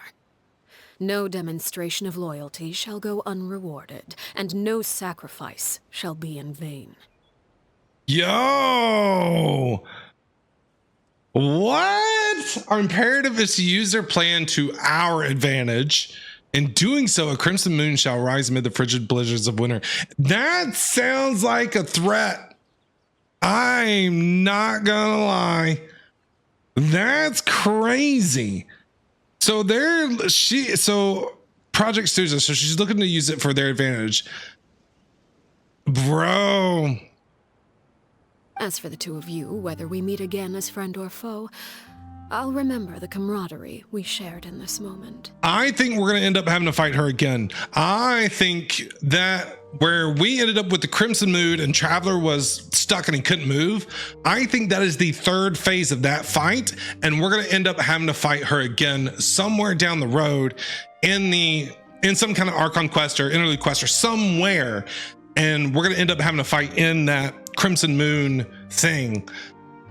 When? We don't know, but I think it's coming. No matter how arduous the journey ahead, I hope we both reach our desired destination. I feel like that was a tease. Wait until 2 days later? I think eventually they're going to ask Traveler to become a Harbinger and he's going to say no. Didn't Linny say that Lynette and Fremine were recovering at the Hotel Bouffe d'été? Oh, Paimon wonders how they're doing. Maybe we should go check on them. let's go. What are these guys up to? How are you guys feeling? Everybody doing okay? Lynette, Fremine, how are you feeling? Much better. Whew, what a relief. What about you? Are you feeling all right? I'm right as rain. I knew you'd come out unscathed. Us, on the other hand, well, we've been bedridden for 2 days. I couldn't even turn over. Well, that's what you get for trying to fight The knave. Oh, and I wanted to ask, is Claire V gone? She's not gone. She's free. That's the way I kind of look at it now.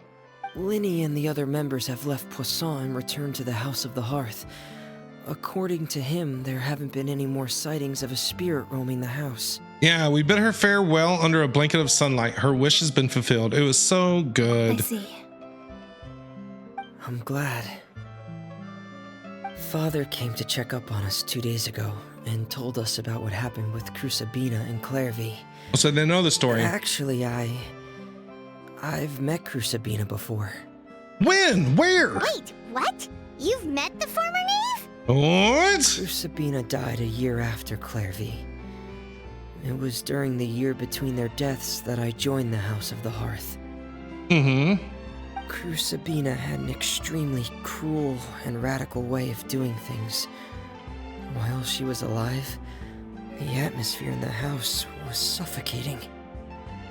When I joined, though, the experiment she valued so much had already come to an end, and all the people involved, dead and injured alike, were gone.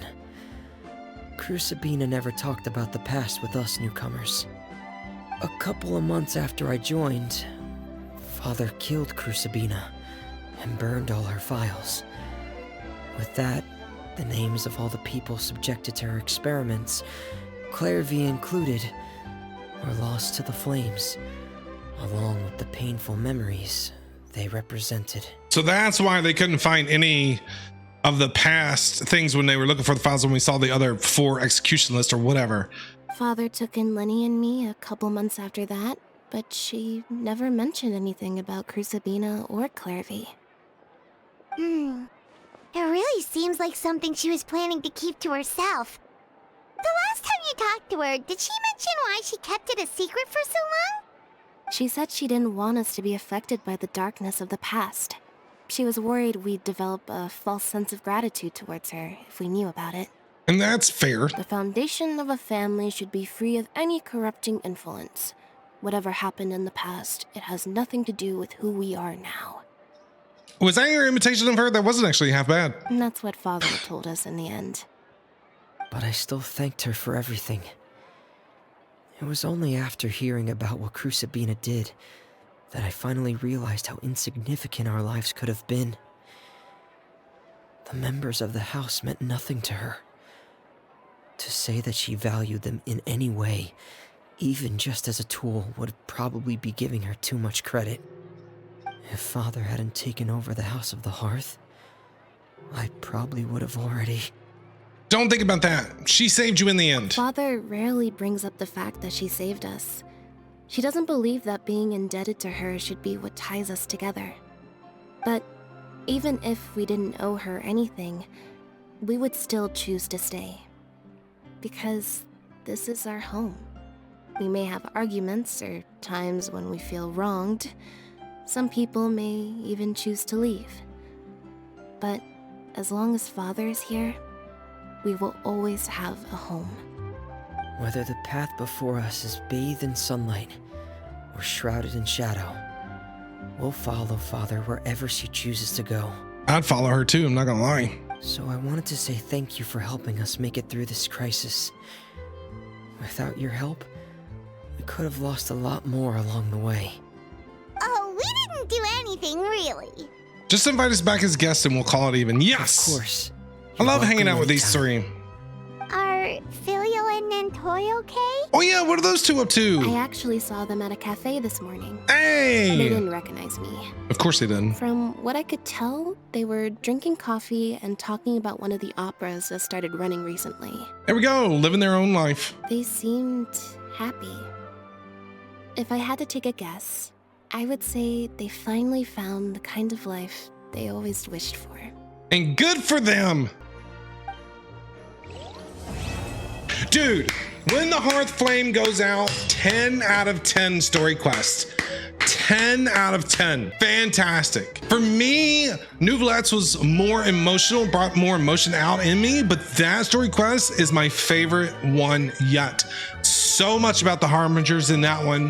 Wherever It was in this world I amazing. go, The cutscene was one of the best cutscenes they have ever done.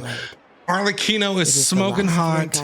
She is one of my favorite characters. I love her. She's mysterious and vague, but she's honest at the same time.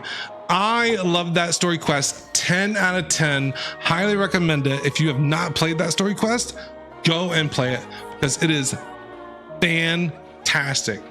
Favorite one yet?